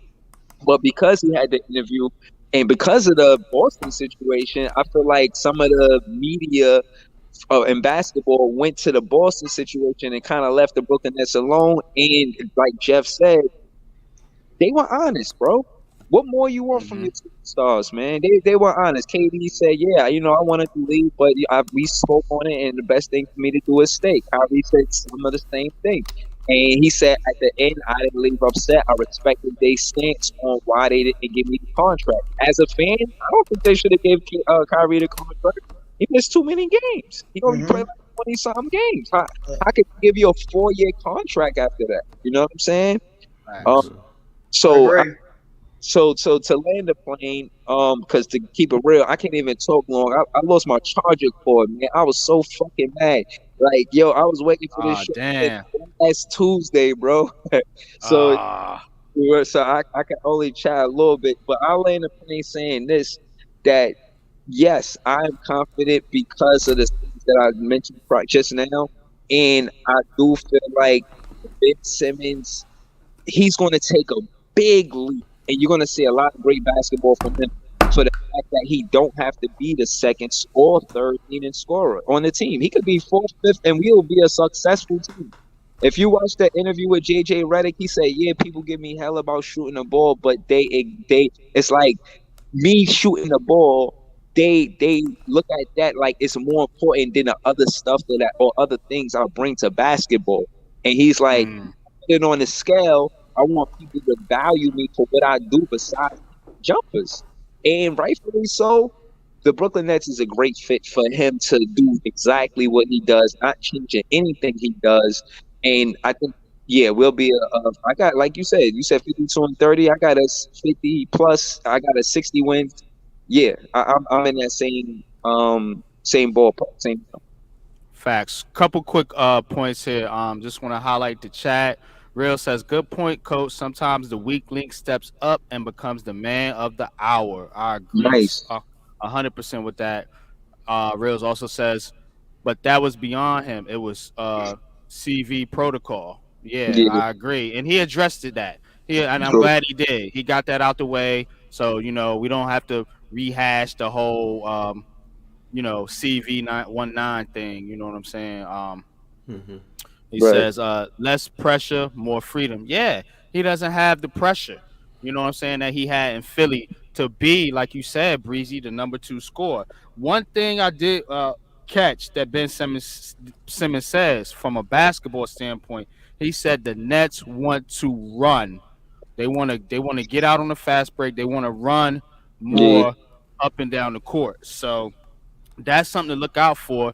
And Ben Simmons is a perfect fit for that style of basketball.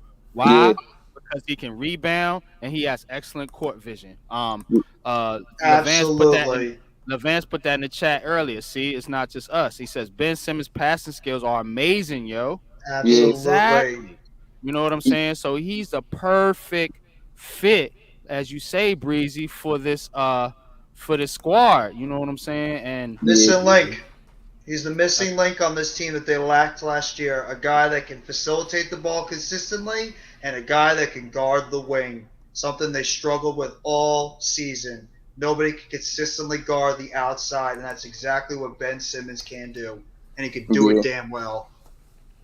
facts. yeah. So No, let's get definitely. into the Knicks here just a little bit. Um, They suck. I'm gonna let Coach. 20 plus years and counting. Yeah, man. I'm not as down on the Knicks as a lot of people are, but because I think they're a team that can improve this year. Mm-hmm. But they do have some concerns. Obviously, one of the main concerns is Tibbs playing the younger guys. You know what I'm saying? I watched the interviews with Quickly, Grimes. Those guys are hungry, man. They need to be out there playing. Obi Toppin. Those guys are hungry, and I question if Tom Thibodeau is the right coach. Like I said, Knicks Mm-hmm. and Nets need to switch coaches. Hmm. It'll be That's funny. it'll, you know what I'm saying? They they need to, cause Steve Nash I feel is better with the younger players. So coach, what did you get out of media day, and what's your outlook on the because we got some Knicks fans in there. Rails is a Knicks fan. So what's your outlook on the Knicks for the season? I'm always going to be optimistic at the beginning of the season. That's just a fan of me. I mean, do I have concerns about Thibodeau? Yes. Do I have concerns about the younger players being developed? Yes. I mean, looking at the comments on the posts on SNY Knicks Twitter,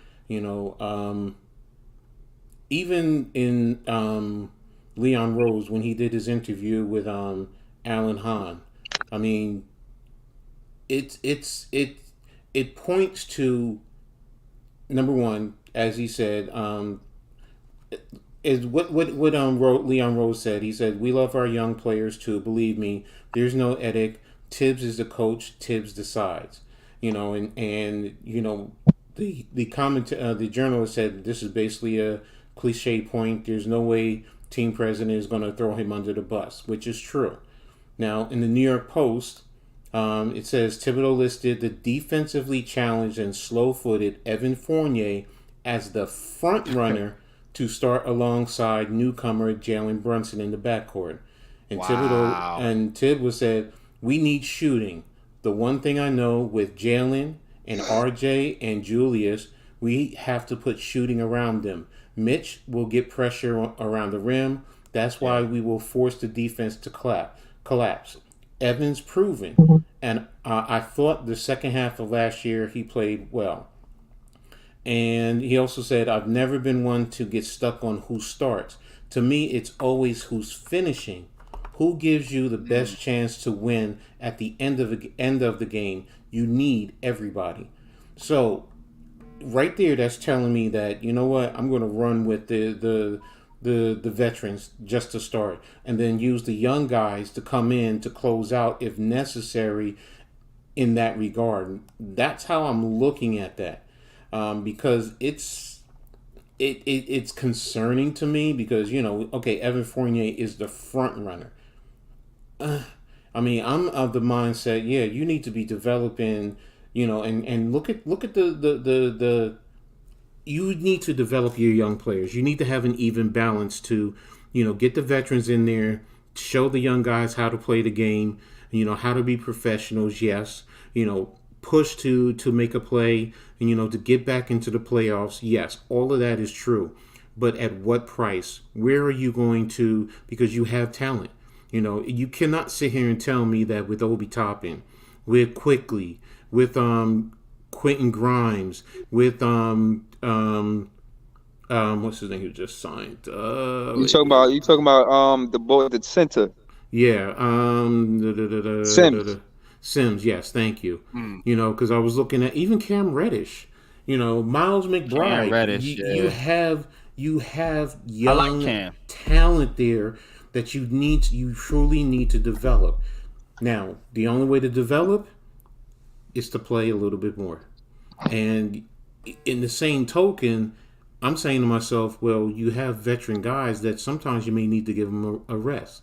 Now, Yeah, because you brought in Jalen Brunson, that's to me is where he kind of gets an out because you have to build the continuity with Jalen Brunson. So he's new. He's the point guard. So, and now you're also getting Derrick Rose back because last year basically was a year without Derrick Rose. I'm So, glad you said that because Derrick Rose is a very, very underrated player, man, for the mm-hmm, Knicks, man. nah, he's mm-hmm, he's great. He's great. Yeah, He's a glue but a player on lot of that people don't team. appreciate Derrick Rose. You know what I'm saying? Yeah, He's very well, underrated. he talked Quick about comments that here, too. real quick. Oh, go Any ahead. chance the Knicks could finish with 41 wins or 41 losses? Maybe a reach. I think so. Yeah, Yeah, I think I had him at what 42 wins. About, Um, I could see him in that like low to mid 40s range, depending on how yeah, what mhm. happens in the 39 East. to 42, 43, is about right because the East is stacked up. I mean, Cleveland getting Donovan Mitchell, that hurt, that, well, not hurts, but that makes it that much more difficult. You got Toronto, Boston, Brooklyn, Philly, Cleveland, Milwaukee, Miami. Miami, Atlanta. Yeah, Atlanta. Atlanta. So Yup. we could sit here. What is Indiana? I mean, I don't think they're gonna be a contender, but I they've think always they, been I think tough. they, yeah, I think they rebuilding in Indiana. Yeah. So They're doing what Utah's What? trying to do. They're trying to unload some of their players. so Surprised they Yo, haven't unloaded Chicago, Miles well, Turner yet. Chicago's in a quandary because they just said that Lonzo Ball Ball, yeah, he Yeah, might might be, miss the season. but still, they're yeah, still going to be a tough team. So that's competition in terms of getting into the playoffs for the Knicks. So yeah, and it's tough. And building, and even D Rose. I mean, he said last year, he really didn't speak his voice, which was missing because he was injured. And he says, in the past, when guys who are injured try to speak, he's a young guy. He's like, yo, man, you ain't out here, you don't know. So, and to be honest, athletes do think like that. If you're injured, it's out of sight, out of mind. Just go over there, keep quiet, and let us do our thing. But now that he's back, can he, regain himself? I think he will, and he'll be that proven leader because he even said now he'll have a bigger voice with the team, which is what this team needed. So and he can also, in some regards, with the situation with Julius, he can rein Julius in. Because Julius will hmm respect him. So it's a catch-22. How do they build and develop? You say saw it was the interview you saw with Monica McNutt.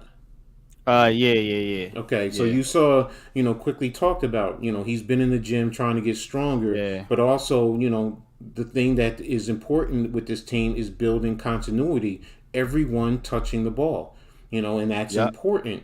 RJ Barrett, Barrett, he said he sees this team as hungry and motivated. And like for him, he didn't focus on all the trade rumors. He was just with his family, with his friends, and he was working on his game. Because he and the team have a lot to prove, and yeah. that speaks volumes right there. Because RJ wants to prove himself. He really wants to prove himself, and I think the other one who's going to be key is Cam Reddish. He has a lot to prove, and he's with his brother, so he wants to go out there and yeah. as a 6'8" guy who has that skill set, I mean, that's why to me, I mean, I get it. I get his 3-point shooting, but it's, I see what's happening, what's trending, and it goes back to, like you just said, Tibbs is a veteran coach. He needs veteran players, Yeah. and I mean, with all the draft picks that we have and the young guys, I mean, I get it. You want to try and get Mitchell, but to me, it's develop your young guys. If you can get rid of some of the veteran guys, one or two, do what you got to do to build this team the right way, because Right. that's the way in any sport you build your team is through the draft and young players. Real Word. says, have you seen his off season workout? Rose is getting ready. Yes, Yeah, man. yes, yes. No doubt, man. Shout out to Derrick Rose, man. I mean, Derrick Rose, a lot of people wrote Derrick Rose off Mm-hmm. after, those Mm-hmm. injuries he had, man. Dude has came back strong. Derrick Rose kind of reminds me of kind of how Grant Hill salvaged his career after a Mm-hmm. bunch of Mm-hmm. injuries. It Yep. Mm-hmm. reminds me of the same thing, man. This dude has come back Yeah, strong. He's ready. He's healthy, and man, I love to see a player, man, with that type of determination, to overcome so many injuries and things like that, and stay focused and stay hungry and want to prove that he is a good player in this league, and he's still, you know, that Derrick Rose that we all seen when he was back in Chicago. Maybe not Mm-hmm. the younger, flashes of it though. explosive David Rose, but yeah, he's definitely that. Levan says Braves over the Nationals final score, so looks like the Mets are going to lose some ground on for the division the I think they'd be division tied at the end of the night. They race. might Yeah, be because tied for the division. Ugh. they're still losing 6-3. Let me give y'all an update real quick. Yankees won 5-2. That's a final. Um, Mm-hmm. and the Mets are in the bottom of the eighth. They're still down 6-3 to the Marlins. Um, Yeah, I Let's just wanted to see. stir the pot real quick before I Go leave. ahead. Go ahead. Uh, well, the Knicks, what Tibbs did wrong last year was overplay the veterans and underplay the rookies. And the significance Mm-hmm. of me saying that is Yeah. the veterans, they lost the lead. The Knicks led the NBA last season in losing 20-point leads or double Mm-hmm. digit leads and letting teams back in the game because the veterans were exhausted. You know, you play Exactly. them until they ready to Mm, drop and then you put in the rookies. And I'm saying that to say about Nash as well. You got to know when to sub the guys. When your Mm-hmm. veterans get you the lead, you sub them, let them get rest, put the young guys in Exactly. so they could Yep. get the rest. And I'll leave and say, land a plane is saying this before my phone needs to really charge. Is I checked the stat, and the stat was the team that wins the first quarter and the third quarter wins the game 65% of the time. So it is mm. truly Good how you stat. start. This not to be a detriment to Cam Thomas, but I heard one of his post game because I watched the post game interviews too, and he said when a rookie got to come in the game to try to catch up 15, 20 points, you put us at. He didn't say this verbatim. He said, but basically, you putting us at a disadvantage. You know, mentally, you don't want to put a rookie in a situation where he got to Mm-hmm. come back or a I quickly see or you, Blue City Empire Sports. Shout out to you, man. Thanks for joining. He says, I need that chase for 28. Facts, bro. And I think we're going to get it. But go ahead, Breezy. I didn't mean to cut you off. nah, nah, Nope. it's cool. It's cool. I was just trying to say that it's up to the coach to make sure that the rotation is how Mm-hmm. you say it, you control the rotation. And you gotta, you know what I mean, put the players in situations like don't put Cam Thomas in when we need points in this we down by 15. If we need points and Kevin Durant is tired, put him in when it's like 5 point deficit, whether we up by five or down by five. That's when you put him in. Give them a chance to actually be in the game. Don't wait till the veterans win or lose the lead to by a big margin and then sub them in or out. Put them at an advantage situation. And back to what the coach said, that's what coaches do. You put them at the best situation where it's an advantage for them. Don't put them at Mm-hmm. an advantage and say, all right, now go out there and earn your time. Like, nah. So, nah, it's always great talking to you guys, man. I can't chat all night. Got ankles in. No problem. Nah, you Definitely. good, bro. You know what I'm saying? Like I said, we're going to set that stream up, man.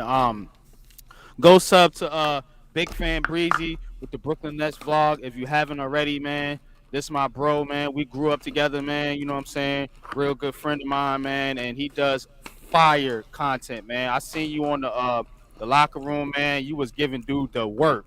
You know what I'm Yeah, yeah, saying? Like for yeah. real, man. I definitely appreciate you, bro. You know what I'm saying? And thank you for popping in. You know what I'm saying? And always support me, man. And much love, man, for real, man. But Likewise, man. Dope panel. Shout to the coach. Shout to Jeff. Shout to NYG. I see you in the comments, Rails, man. I can't wait to link with y'all all together, man. Um, facts. We're gonna do that for sure, man. We're gonna get up Mm. at a game sometime this season. I promise you that because we always go I, to the games. Me and Reels, we always pop up at the games. Knicks, Nets, either one, it don't matter. man. I'm gonna be in tune, man. Yo, stay up, y'all. Dope show. All Thank right, you. man. Blessings, man. Appreciate you, Breezy. Thanks. All right, Um, want to get to a couple comments here before we continue. Massive salute to our big brothers Tudo. NYG, the great coach Gladney, and big brother Jeff, and all diehard Giants fans in the chat. Cheers. Salute to you two though, man. You know what I'm Salute to saying? He's the glue of the Giants community, man. For real, man. Mm-hmm. Much love to Tudo, man. You know what I'm saying, man. I hope everything works out, man. You know, I know you sent me a message earlier about you hurting yourself, man. So hope Mm-hmm. you get well, Tudo, man. I hope you come back strong, man, and kick some ass out there, man, on the rugby field, man. Mm-hmm. That's For right. real, bro. That's We right, rooting for Tito. you, man. We definitely rooting for you over here, man.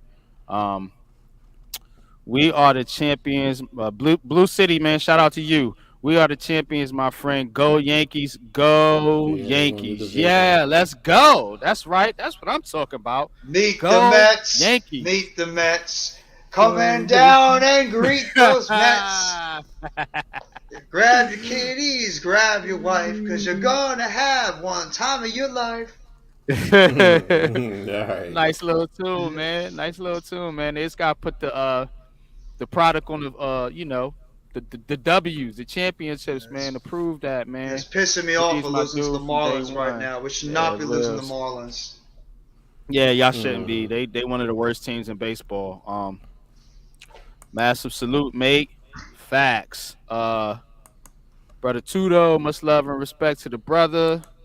Tudo, Blue City, Reels. No doubt, no doubt, man.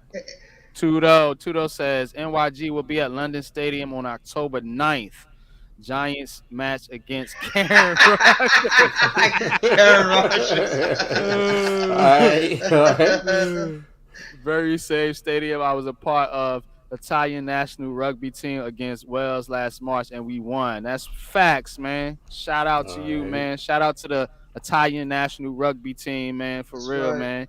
Um, Karen Rogers. Karen, I like that one, man. I'm gonna leave that up there for a minute, man. Karen Rogers, Mm-hmm. man. That's funny. Um, but yeah, fellas, man, just to put a bow on the basketball conversation, man. So what's your outlook for the season? I know we kind of talked about this, but we always get new people come in, you know what I'm saying? So not to be redundant, but I want to give any new listeners and people that's just pulling up to the stream, you know what I'm saying, kind of our viewpoints. And I'm gonna start clipping different things. I got a new segment that's called Unpopular Opinions. So I'm gonna start clipping these live streams, man. You know what I'm saying? And you guys are more than welcome to do the same too.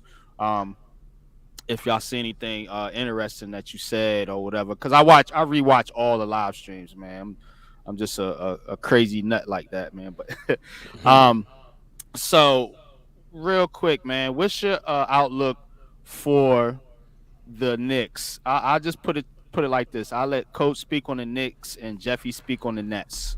So you go ahead and go, Coach. What's your outlook for the Knicks this season? What you thinking they gonna Honestly, do? to be honest with you, it's going to be a work in progress. Mm-hmm. I they just have too much to really get together, especially bringing in a new point guard.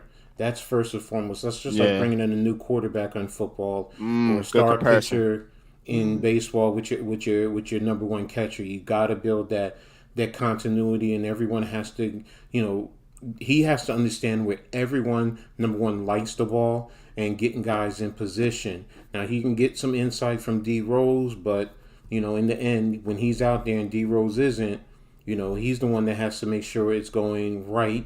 And then defensively, how are these guys playing? Like they were saying, okay, Fournier has the he's the front runner for starting, but that's a concern for me because where are you going to how are you going to work Grimes in, and also with RJ and with what's his name, just talked about him earlier. Randall. No, what's his name? Toppin? Reddish. No, Reddish. Cam Reddish. Reddish. Reddish. I'm to be honest with you, I'm not really concerned with Toppin and Randall anymore. I think they can work it out and build up a routine. Obi, yes, he wants more minutes. Don't get me wrong, but I think he's finding his niche coming off that bench to give a breather. So, and that's where the minutes distribution comes into play. If Julius is out there and he's getting 22, 24 a game, and you can get 15 from OB, 15, 17, then they're working out a good tandem. And do last year at the end of the season, I think he started getting his confidence. He has been working, so the overall outlook is like I said, it's still a work in progress. How fast do they get going? That's what concerns me. If they don't get going, then where do you go? How far back are you going? Then do you automatically transition to just pretty much playing all the young guys, to see what you can develop and maybe trade guys off. That's why it's. Do I think they're going to be at the bottom of the conference? No. Do I think they're going to be battling maybe 12-8? Yes. That's where I think they're going to be battling. Okay. With Cleveland, with Atlanta, those teams. I mean, Orlando is another one. I mean, how are they developing? Because they do have some pieces over there. And what about Detroit? We can't sleep on Detroit. I mean, Good point. they just brought in Okay. what's his name from Utah. So I mean, are they going to let Kemba go? So they do have talent there too. So that's why I say I can see the Knicks in that 8-12 range, in the play-in. And that's pretty much my outlook in terms of, like I said earlier, 39, 43 tops in terms of wins. I hope I'm wrong. I hope they, kick ass like they did 2 years ago. But, I mean, it's just a lot of moving pieces right now to start. And plus, with all the draft picks, they may just say, you know what, let's do what we got to do. If LA wants Randall, let's get rid of him and let's just play the young guys. And then it goes to Thibodeau. Does he want to stick around for that? And so that's how I Right. see it. So real quick, couple comments here. Real says Knicks shocked the world for the season by breaking out this year but losing the playoffs. Mm, I agree with that. I do got the Knicks making the playoffs. I I do. hope. I got them. I got them at 42 wins, 42-40. I think they can get there. Um, I think them having a point guard is something the Knicks been sorely missing. I mean, he Mm-hmm. tried it with Kemba, it didn't work out. Derrick Rose, he's just not a full time point guard. You know what I'm saying? He's a bench player at this, but a damn good bench player. But you want him coming off the bench to give you a spark. So, um, I do worry about Randall and what they're gonna do with him and Mm-hmm. Fournier.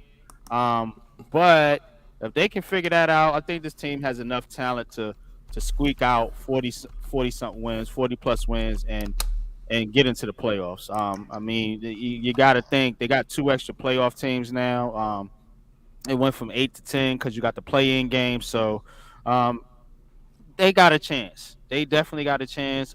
Like I said, I'm not as down on the Knicks as a lot of because I like the Brunson signing, and I don't think Mm-hmm. I think they didn't overdo it by going out and trying to get Donovan Mitchell. You know what I'm saying? They stood pat. They didn't give up their assets, and those young players are going to pay dividends for them if they can get on the court. So Mm-hmm. we'll see about the Knicks this upcoming season, man. But I'm cautiously optimistic, as I like to say. Mm-hmm. Mm-hmm. Now Tudo says NYG 22. Joe Shane and Coach are relentless to win every match. Love their attitude. They'll fix all the The D holes. holes in the trenches. They'll show up to slay those. You can bet on my opinions. I know so, not hope so. Facts, man. I think we do got a good coaching staff here with Mm-hmm. Shane and Dable. And I do think they'll get things shored up. It's still early in the season. It's disappointing. I think I'm more disappointed because it was Dallas, not because we lost. Mm. Just because it was Dallas and it was Monday Night Football and it was a home game. You know, so I'm glad I didn't go to that one. I picked the right game to go to. I went to the Carolina game. Mm-hmm. So Yeah, yeah, yeah, you shout out to did. myself, man, for skipping Get a that pat on your disaster. back for that one. Right, you know what I'm saying? So I bet that yeah, I Revenge. bet the fans were pissed off, man. But yeah, man, shout out to you too though. Levan says, does Jeremy Grant still No. play for the Pistons? No. Loved him at Syracuse show. He's in Portland. He's in Portland. Okay. Yeah, they traded him, I think, this past off season. Cool, Yeah. cool, cool. Let me look at. Yeah, he's in I was gonna Portland. say He too, was traded. Yeah. a player that might be very important for the Knicks that nobody's really talking about is Mitchell Robinson, the center for Mm-hmm. you guys, Oh because yeah. Oh he's a yeah. very effective center. He's a great shot blocker and rebounder. He is Mm-hmm. his offensive game is not bad. The problem with him is he just always is hurt. He just Yeah. Mm-hmm. needs to find a way to keep him on the court, and that guy can be a big central piece to you guys going forward in But terms of your youth movement. that's where Hartenstein comes into play because Hartenstein, his offensive game because he could step out a little bit more than Mitchell, so he can draw centers out, which can also help the second unit. Mitchell, yeah, he's great, pick and roll, picking and driving to the hole to get the lobs, because it really does, set a different foundation. So yeah, good point about Mitchell. Yeah, I just think Yeah. he's such a difference maker on that team if he's out there because he's a legit shot blocker on that team, and not a Mm-hmm. lot of when he's probably one of the best shot blockers in the NBA when he's right. Mm-hmm. It's just the problem is they got to keep him on the court consistently. Mm-hmm. Mm-hmm. Facts, Exactly. Jeffy. So I'm gonna let you give your outlook on the Brooklyn Nets. Um, I got them at 52-30. I got the Knicks at 42-40, and we're gonna rehash these predictions or whatever. We're gonna go more in depth when I set up the live stream with Big Fan Breezy, the NBA preview show. But give us real quick your outlook for the Brooklyn Nets, and you can give your outlook for the Knicks too if you want to. Well, I Mm-hmm. think that I'll do it quickly with the Knicks. I think the Knicks are going to be around about a 40-41 win team. I Mm-hmm. unfortunately, sorry, coach. I think you guys are going to be around the playing game, and then I think you're going to get Mm-hmm. knocked out in those playing games because I just think the East is so deep. And I'm Mm-hmm.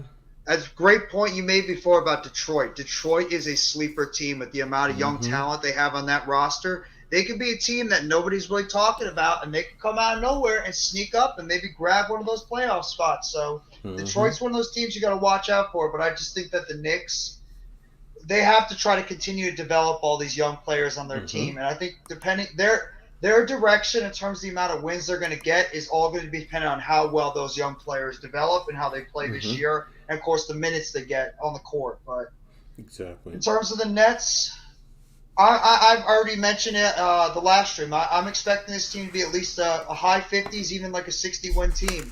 I'm throwing it all out there. I have put my chips in the table. I'm going all in. It's That's about what's time up. this team. It's about team this. It's about time this team goes out there and meets the expectations that a lot of the fans expect them to play by, especially when you got not one, not two, but three top-level superstars. And now you have a much deeper team. And one of the biggest problems with the Nets for the past couple of years has been depth. They have not had the strong depth on this roster Mm. since they traded all their guys away in that James Harden trade, including draft Yeah, picks. Now the yeah. Nets have a deeper roster. They have more powerful and more forwards on the court.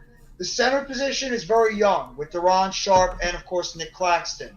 Figured they put Hmm. a veteran in there, but they're giving their faith right now in their young players at that And I center like that. position.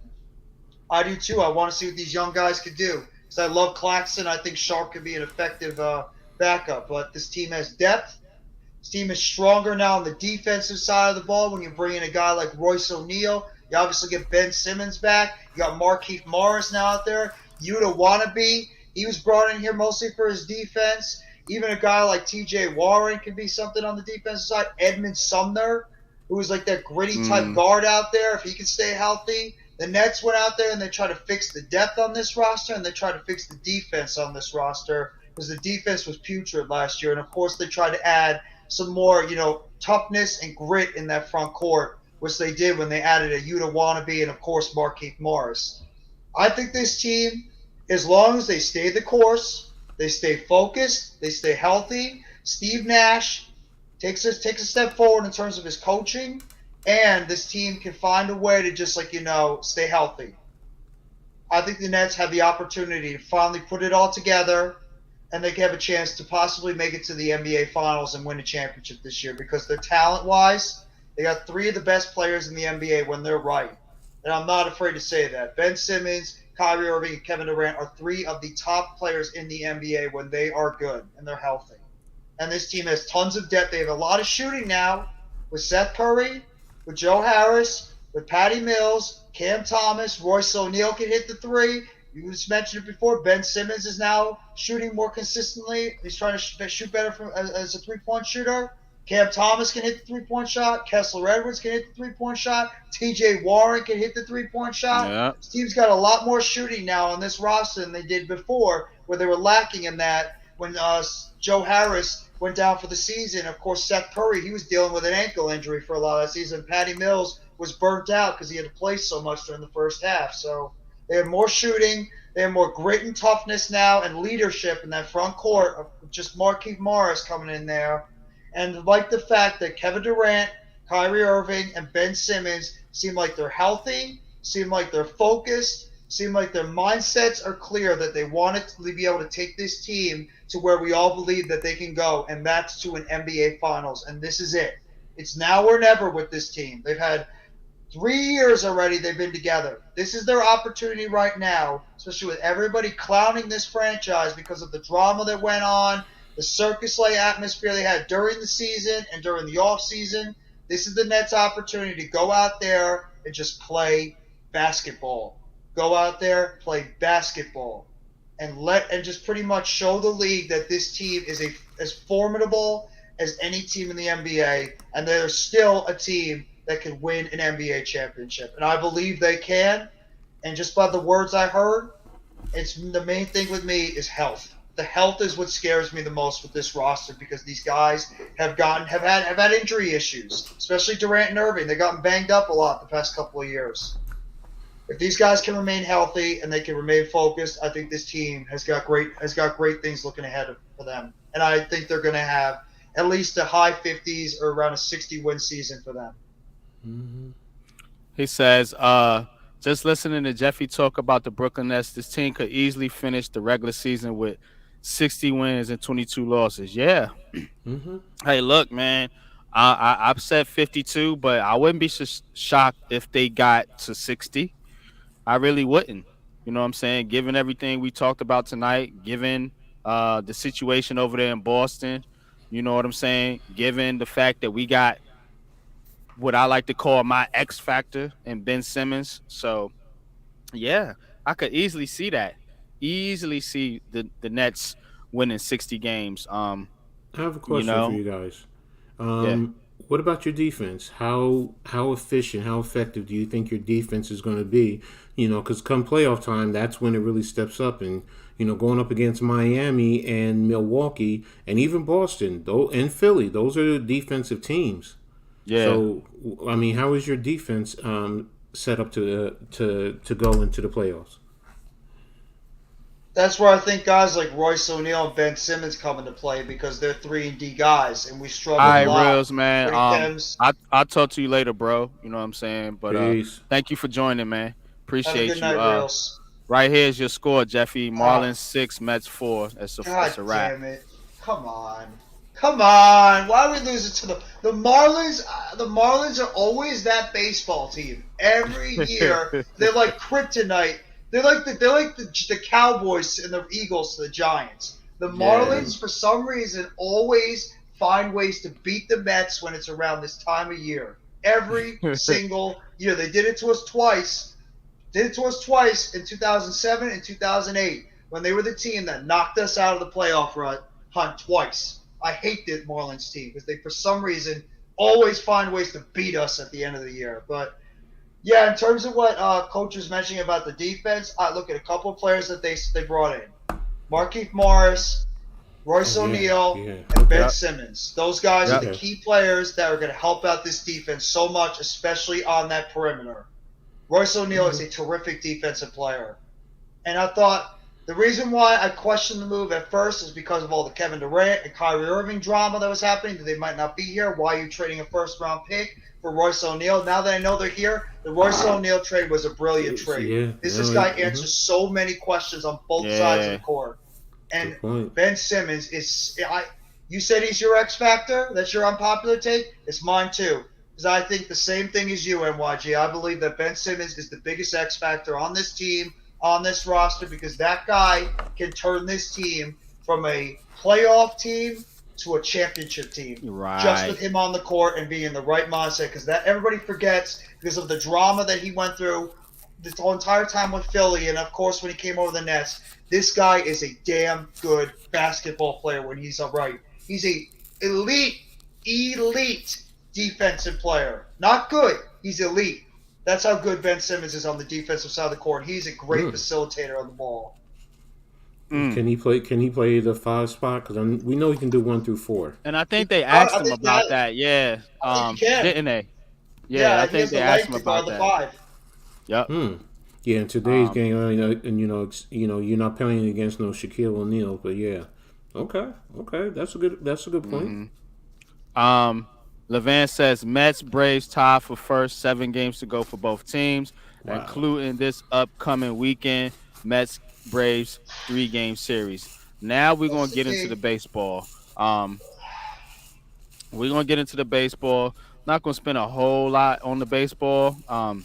Because I'm really just waiting on this Aaron Judge thing to pop, Mm-hmm. and of course the playoffs. Because I both of got these an teams. unpopular take on that, NYG coach. I got an unpopular take on the Aaron Judge stuff.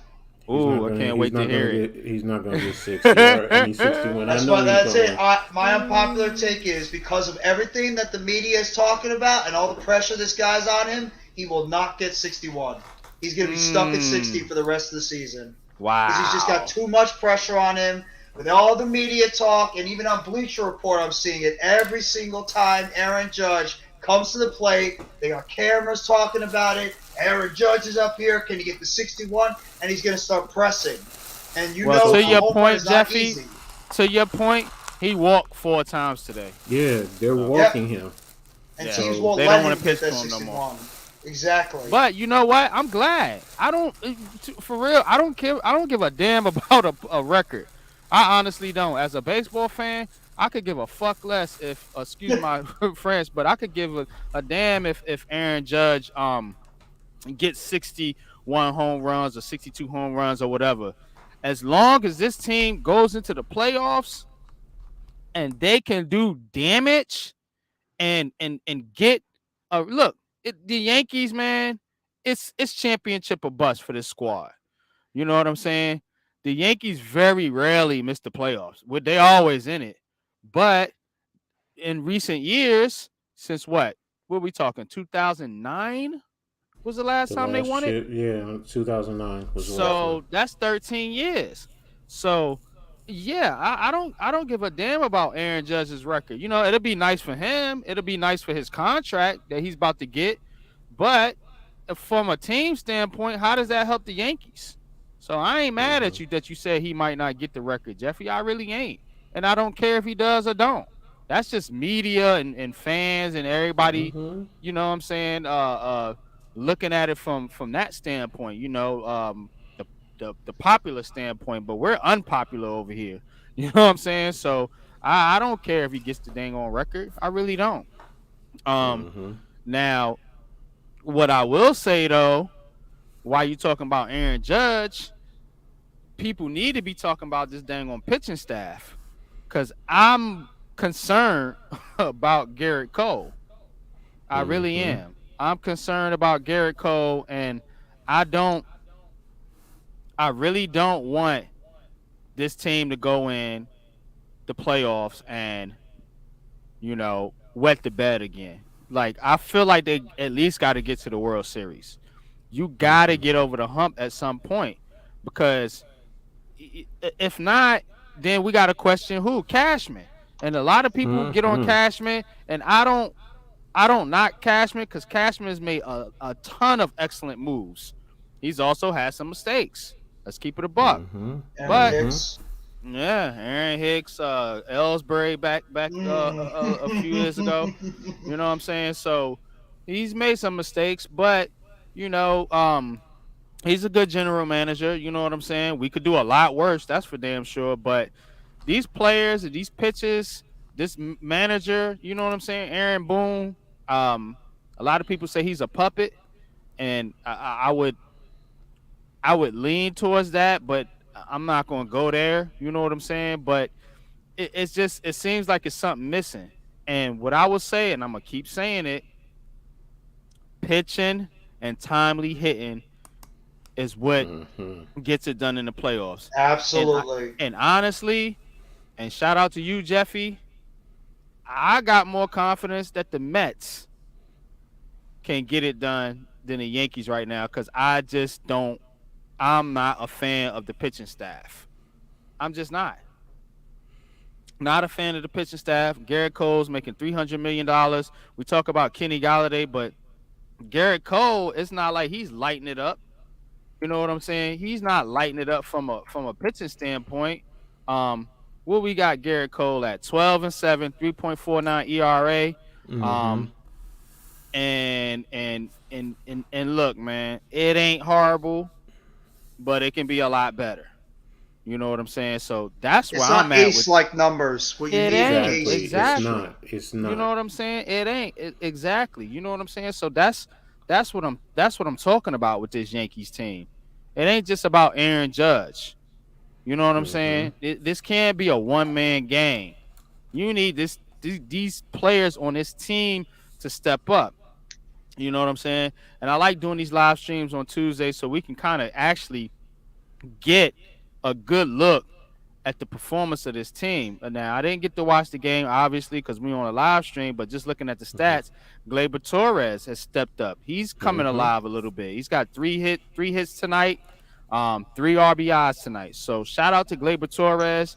He was and this guy Cabrera, Mm-hmm. Oh Oswaldo yeah, they brought Cabrera. him up. They Araldo, brought him the up young from guy. Yeah, minors. Yeah. Yeah. he's stepping up a little bit too. He had two hits tonight. You know what I'm saying?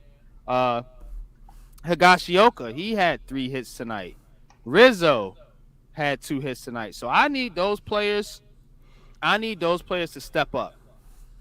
Rizzo, Mm-hmm. Higashioka,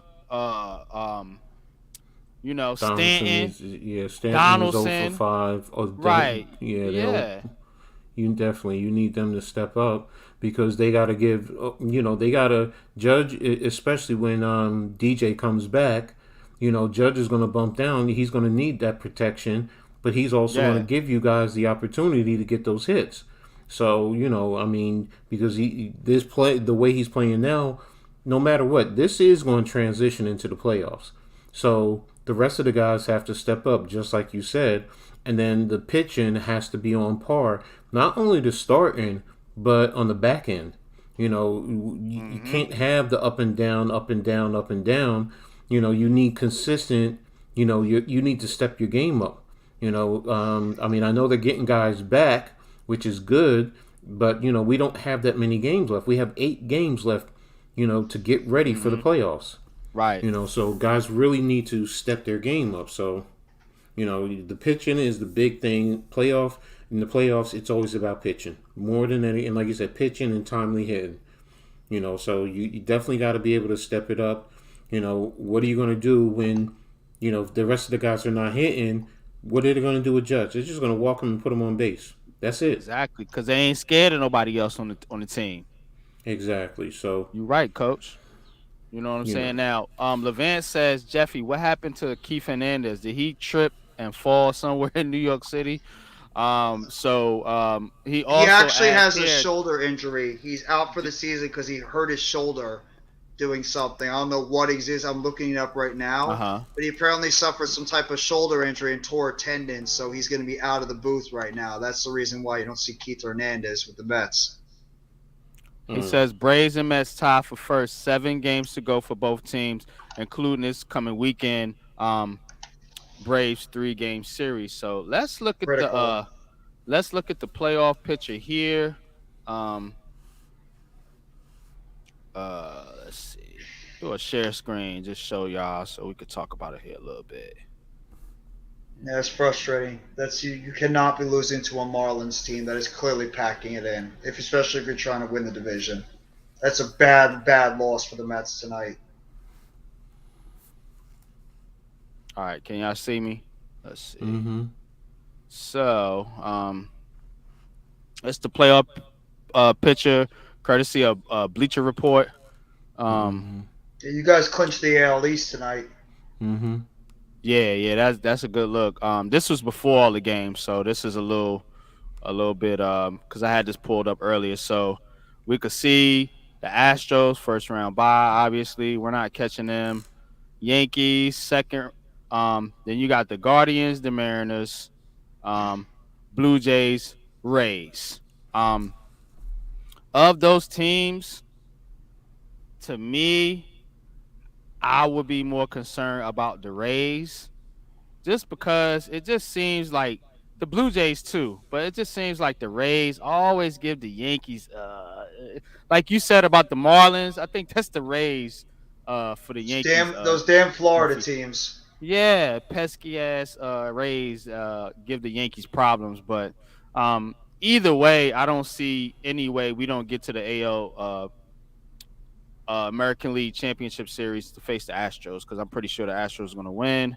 Um, they're looking pretty tough right now. Now for the NL, got the Dodgers and you got the Mets, and of the Cardinals, the Phillies, Braves, and Padres. And this is the full standings right here. If you guys want to look at it, AL East, AL Central, Yeah, I got it broken down on CBS Sports. They to the Houston. point to the date to the they just changed to the 97 and 58 for the Mets. Yeah. If you got the updated coach, you can share Mm-hmm. that. I'm just going over this right now. So Well, all I'm these looking on my teams are phone. clinched That's why. Oh well, let me do this. Let me hold on a second. in the West. But yeah, man. So the Mets are either gonna be in the first wild card spot, which they would play. What are we looking at? No, the Mets are The in first Padres. place. The Mets are They're in in first first, place. but I'm Yeah. saying they're they're They're tied for they're first. they're tied. So they're either gonna swap with the Braves. See, they're going. This is the Mets right here. So they're either gonna swap with the Braves, or they're gonna be in that Save second share. seed with the first round bye. So Let now me know when you I'm gonna want me to ask. share it. Yeah, I'm gonna stop sharing, and then you can go ahead. Um, but Um, Jeffy, how do you feel about the Mets? And do you think it's important for them to get the second seed, or do you don't care if long as they get in and you don't see any issue with them playing in the wild what card do you guys round? say? Yeah. I'll add you. There you go, Coach. Okay. Here's the American League, and this is the wild card. This is per the wild card. So they have Okay. Atlanta. They have Atlanta as the wild card. But Mm, if we go up and we look at the regular season, the Mets are in first place.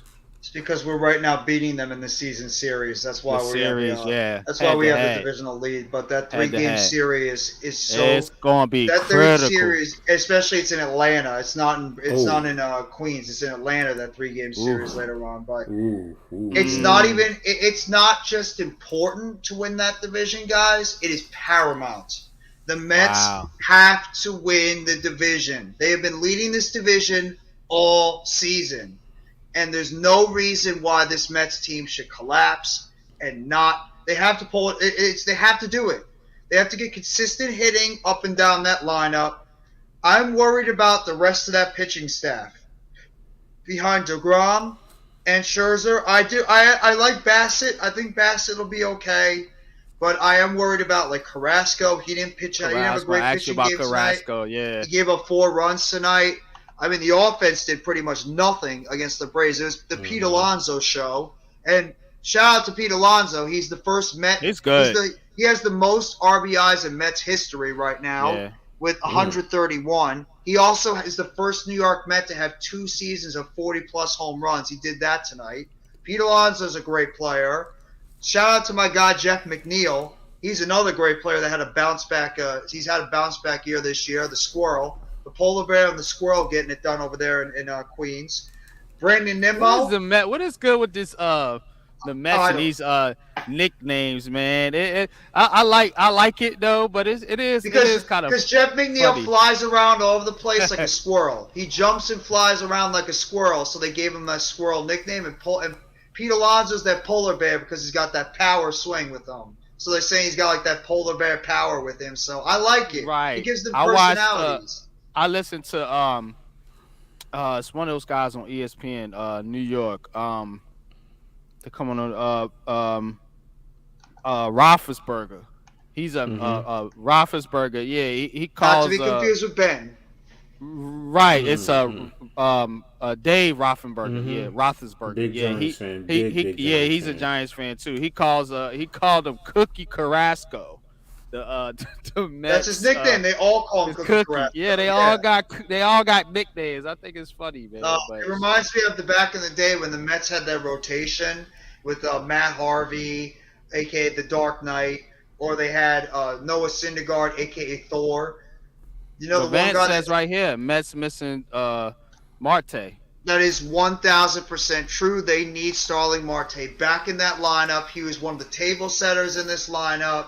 He was one of the guys that was consistently hitting. He was playing good outfield. He was getting on base. He even provided some power. Starling Marte right now not being in that lineup is killing that Mets lineup because they really don't have those consistent table setters. And the one thing that concerns me with the Mets too, the reason why I think they have to win the division and they have to win they have to pretty much win it this year. The Mets have a ton of free agents after this year, a lot. Like the amount of free agents, I'll give you a list of players that are going to be free agents for the Mets this year, after this year.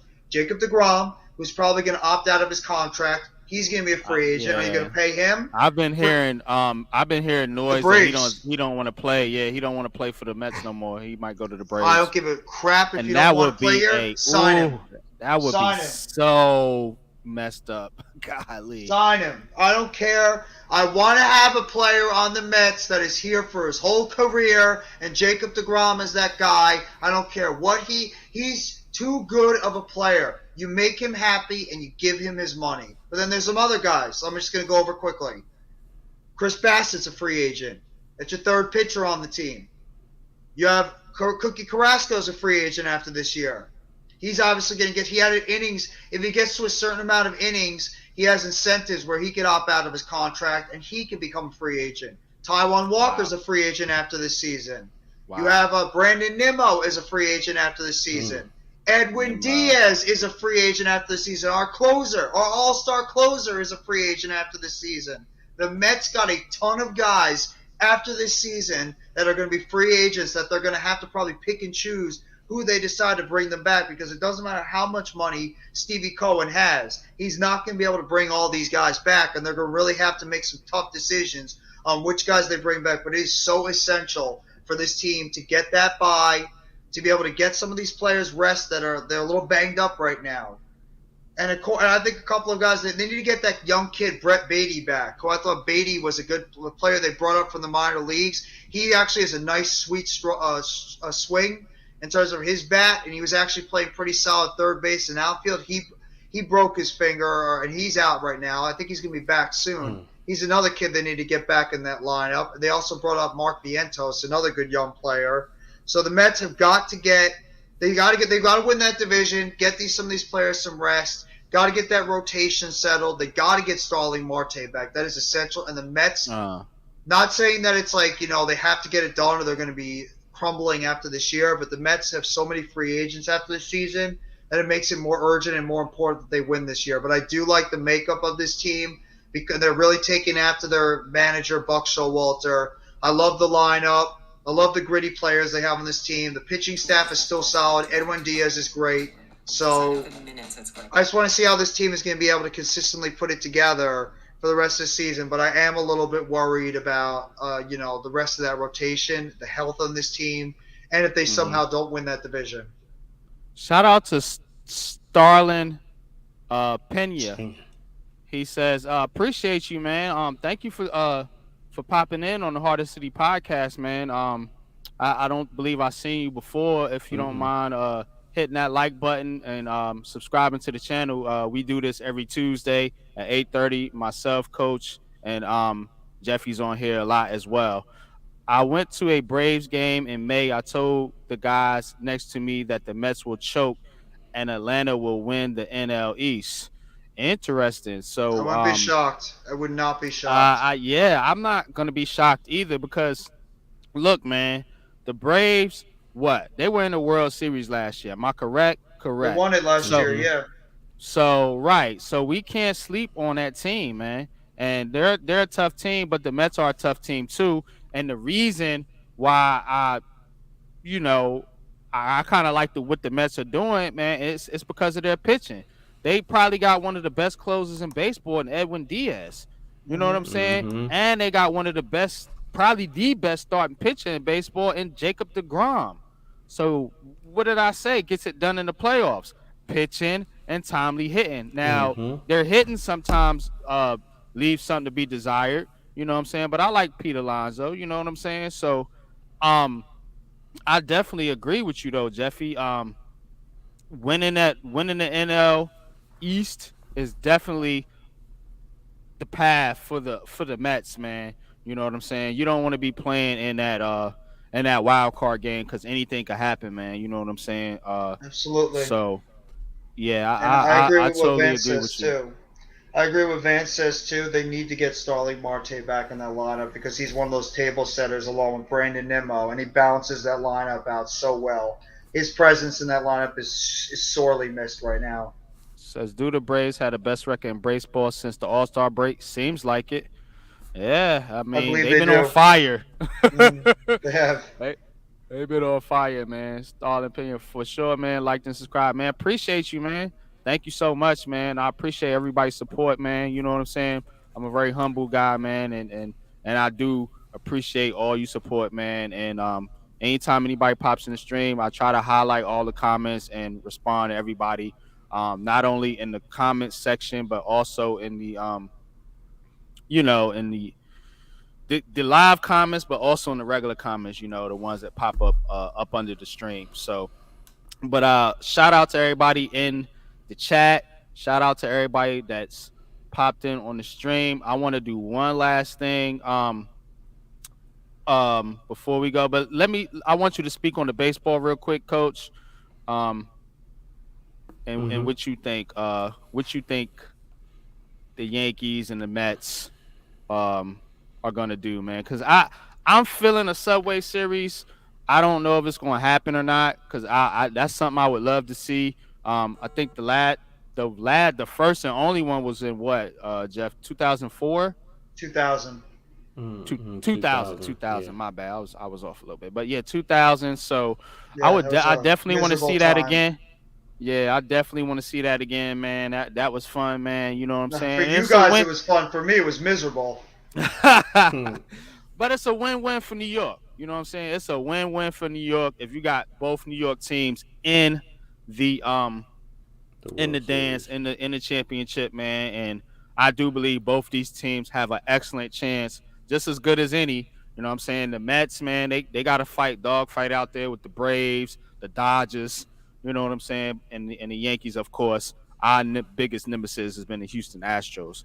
But I'm gonna let Watch Coach out for the speak. Cardinals too. They're feisty team too. That Cardinals team over there in St. Louis. Mm-hmm. But I'm gonna let Coach speak real quick, and then we're gonna get Um, into our last segment here. I mean, from what I'm, you guys are more in depth than me in terms of baseball because of the analytics. I'm not an analytics fan. That's first and foremost. But Hmm. based on what I've been, following, the Mets are in a tougher fight than the Yankees. Yes, Yeah, because they have more competition, and in the end, they have to go through LA. But yeah, Atlanta, because Atlanta is the defending champions, so they have that championship DNA. So that's gonna be a double whammy for them. Because if you got to go through Atlanta, then you got to turn around and go through um, the Dodgers. So it's a real uphill battle. But do they have the tools? Yes. Can I see them making it? Yes. But it's going to be hard for them. The Yankees, while I do think they're going to make it all the way to the divisional championships, I'm sorry, the American League championships. Um, Psychologically, to be honest, I think Houston is in their heads, and I don't think they're ready to overcome it. Whether it's you know whether it's the team as a whole or it's Boone. For some reason, Atlanta is in their head. They're so stuck on the cheating. Even the fan base, that's all I hear: the cheating, the cheating. To me, it happened. Yeah, it sucked, but move on. And I think Houston knows this, and Houston plays to this because when you start getting into the psyche that's where you have an even greater advantage because the skill set is really in all sports. The skill sets are all there. It just 9 times out of 10 sometimes it's who works the hardest and psychologically who can handle the pressure. And Houston knows it. They have the championship DNA, and they also want to prove that hey, we can make it, and we did not cheat. So, and I think that's what's going to be to the detriment. And like you said earlier, the pitching with the Yankees, that's a concern. Do they really have the pitching, especially Garrett Cole, with all that money? 12-7 is as you both said is not an ace material. It's not. That's a back end number 5 pitcher, number 4 pitcher, and to be getting that kind of money, so and it's well, who's your leader in the pitching staff? Who can you really throw the ball to and feel confident that at least game 1, we can set the tone. And if we gotta use them in Game 7 on a short notice, you can probably use them. So that's what concerns me with the Yankees. So and a little bit of Tampa, just a little bit, not much. Tampa is like a little thorn in our foot. Yeah, I agree. So, it's also the bullpen too, Coach. yeah, I'm not confident about the bullpen. And Jeffy asked me a question last week. He said, who in the bullpen you have confidence in? I really couldn't name anybody. You know what I'm saying? And they also that's why I keep saying that Michael King injury in the middle of the season was an absolute killer for you guys. He was the one guy they trusted, and he got hurt. There's nobody else in that bullpen that could fill his. I think with the Yankees, they're so analytic based, and to me, if that's the thing that's why I don't follow baseball as much nowadays as years past, because it's so always analytics, and it's like, well, I get analytics. All sports have analytics, but if you're using strictly analytics, saying okay, with one man on base, 3-1 count, this pitcher and this hitter, this is the pitch that more than like it really to me it skews it, as opposed to what, how is the game going? What kind of, is this pitcher really gutting it out? He doesn't have his best stuff, but he's really just playing games inside, outside, up, down. It just, and that's why I haven't followed baseball as much as I have in the past, but I just follow along and who's winning. I do I do get some of the the basic stuff. I hear it from you guys and all around, so it's not like I don't know what's going on, but I just the back end of first it was Geraldo, then it was Britton, and like now I really don't know who's in the bullpen, because coming into the season that was a strength, but now it's like it's a detriment, and it's like, okay, where did everything go? And I don't even know how we got there, but I do have concerns that the Yankees will get there, and they're not gonna make it, and then Houston, I could see Houston winning in 5-6 games in a 7-game series. Facts, man.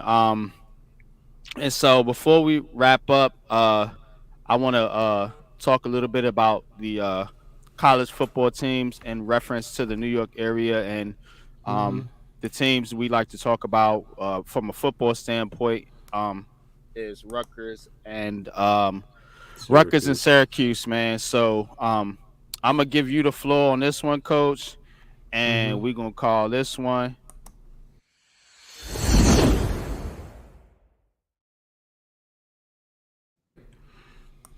All right. The floor is yours. I'm gonna start with Syracuse.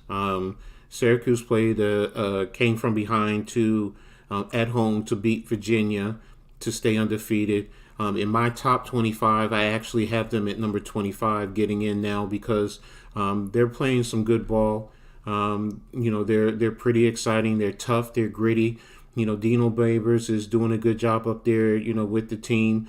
They have good running. Sean Tucker is a good running back. I know Saturday he only got 60 yards on 21 carries. but that's because Virginia is a tough-minded team, and they played to shut them down. But Garrett Schrader stepped up where he was 22 for 33 for 277 yards. So, but they also fought hard because Virginia was leading, and then they came back to win the game. So they are right now at 4-0, and they have Wagner coming up this weekend, which Rutgers shellacked previously 66-7. So I'm expecting Syracuse to pretty much similarly, if not shut them out, but because both are from, New York State.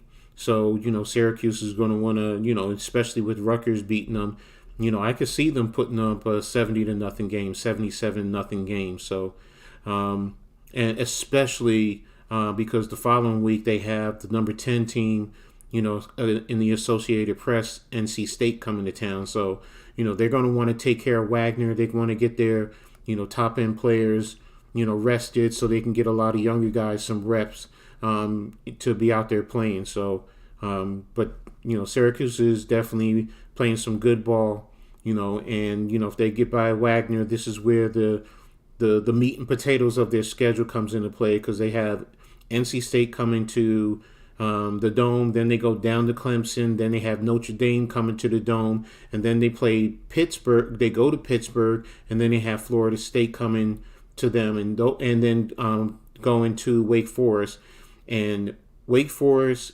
Florida State, Pittsburgh, Clemson are all ranked in the AP.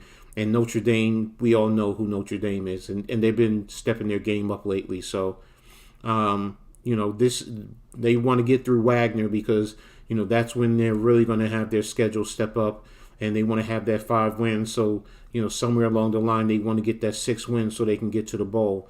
And more than likely, if they beat Wagner, minimum, they're going to get 6 wins, because they're going to beat Boston College in the end. I really see that. So, but that's where they are. They're a gritty team, and they're definitely one that we definitely want to keep an eye on. As far as Rutgers, they took a tough loss on Saturday night. They lost to Iowa 27-10, so now they're at 3-1 on the standings. And next week they go to Ohio State, and then they're really getting into the Big Ten play, because they have Iowa. Then they go to Ohio State next week. Then the following Friday, they have Nebraska coming in before they have a bye. And then they have Indiana coming in. So once they get through Ohio State, the next 2 are critical to their season, because those 2 games are keys to them possibly getting into the bowl games. Because if they can get those 2 games, that'll give them 5 games. And then they're going to close out with number 21 Minnesota, number 4 Michigan State, number 4 Michigan, a reeling Michigan State, number 11 Penn State, and then closing out at Maryland. So the goal for them is to get to 6 wins, minimum to at least get 5 wins like they did last year. So that's pretty much where it is. One other thing I wanted to touch with Rutgers. I know most people were down on them because they lost 27-10. But, one of the biggest things is Iowa has one of the top-ranked defenses in the nation. They're number 4. They were number 4 coming in, and I think they're going to probably bump up to number 3 after this game. But the thing about it is Rutgers' defense did play well for the most part. Iowa's defense scored 14 points off of turnovers, and that's how they scored their first 4 points.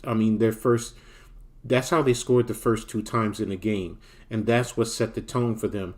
Rutgers coming out, took the ball, drove down, and kicked the field goal, and they were actually moving the ball a little bit, that second series. And if they didn't have that turnover, it was an interception that was returned 45 yards, and the defensive back did a great job avoiding tacklers, weaving his way towards the end zone, and then the other one was like a 30-yard fumble after a great pass and catch, but Jacob Youngblood, fumbled because the defensive back came from behind to pop it out.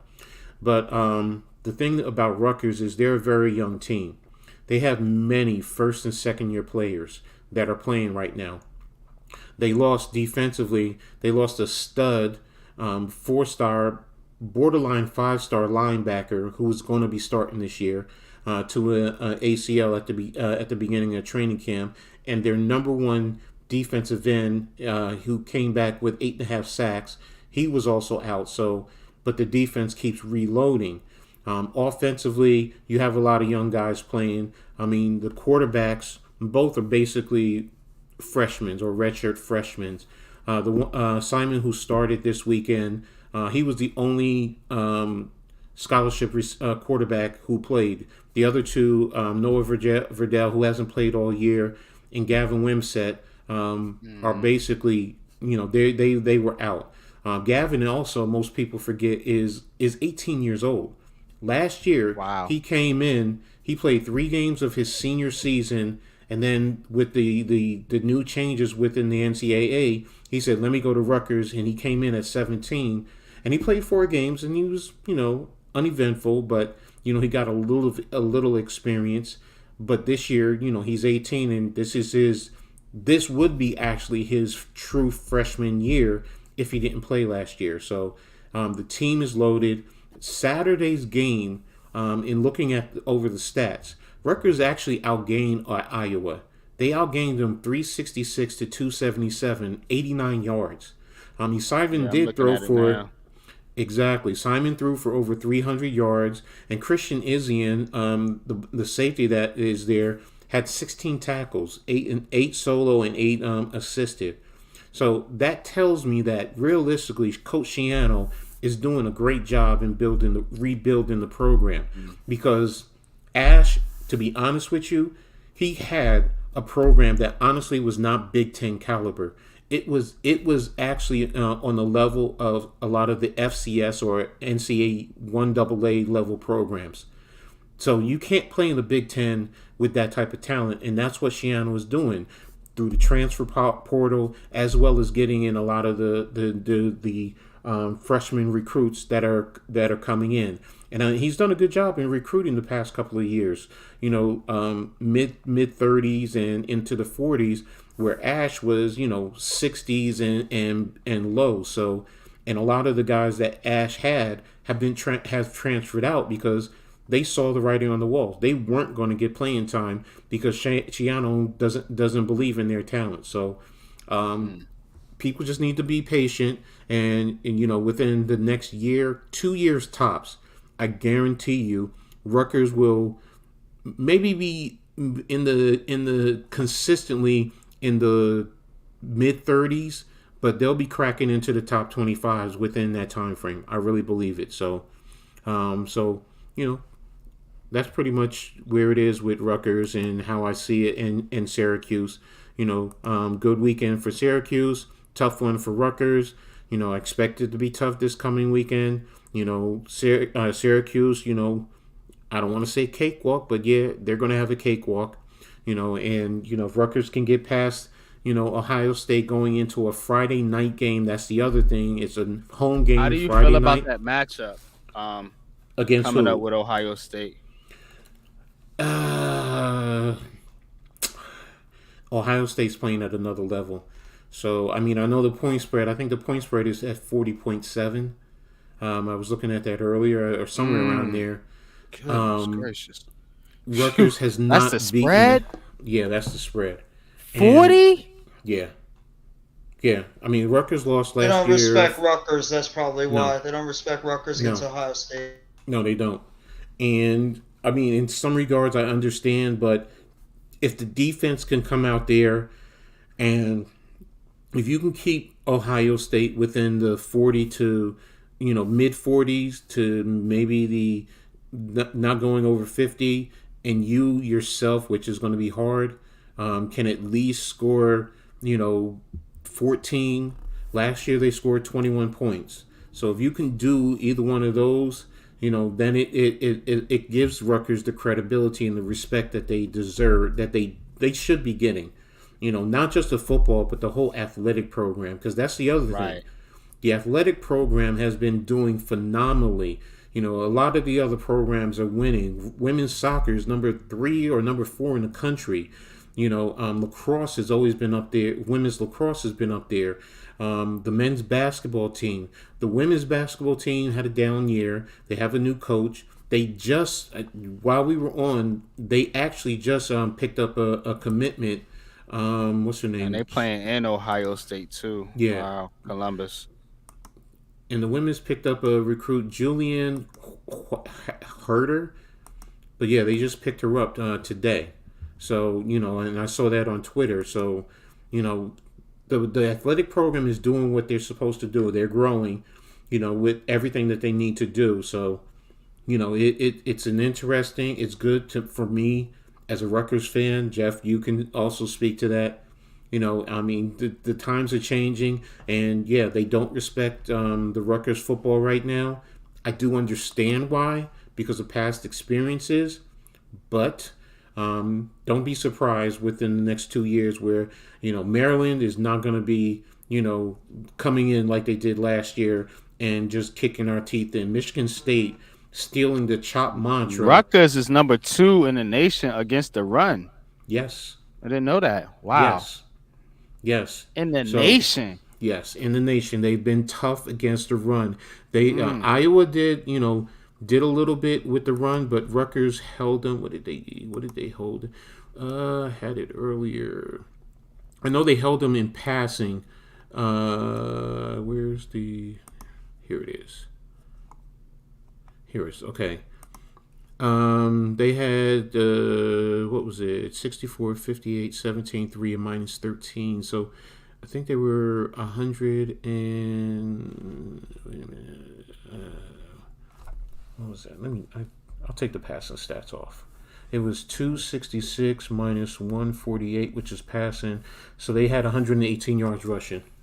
And that's the most that they've had out of their 4 games so far. So now Ohio State is a different. Yeah. Ohio State. They're number 3 in the nation. So So they have a good offense, and they have good receivers because Jackson Smith and Jigba and Marvin Harrison Jr. They have the good running backs. They have a Heisman Trophy candidate at quarterback. What you see from C.J. Stroud, Coach? What have you noticed from C.J. Stroud this year?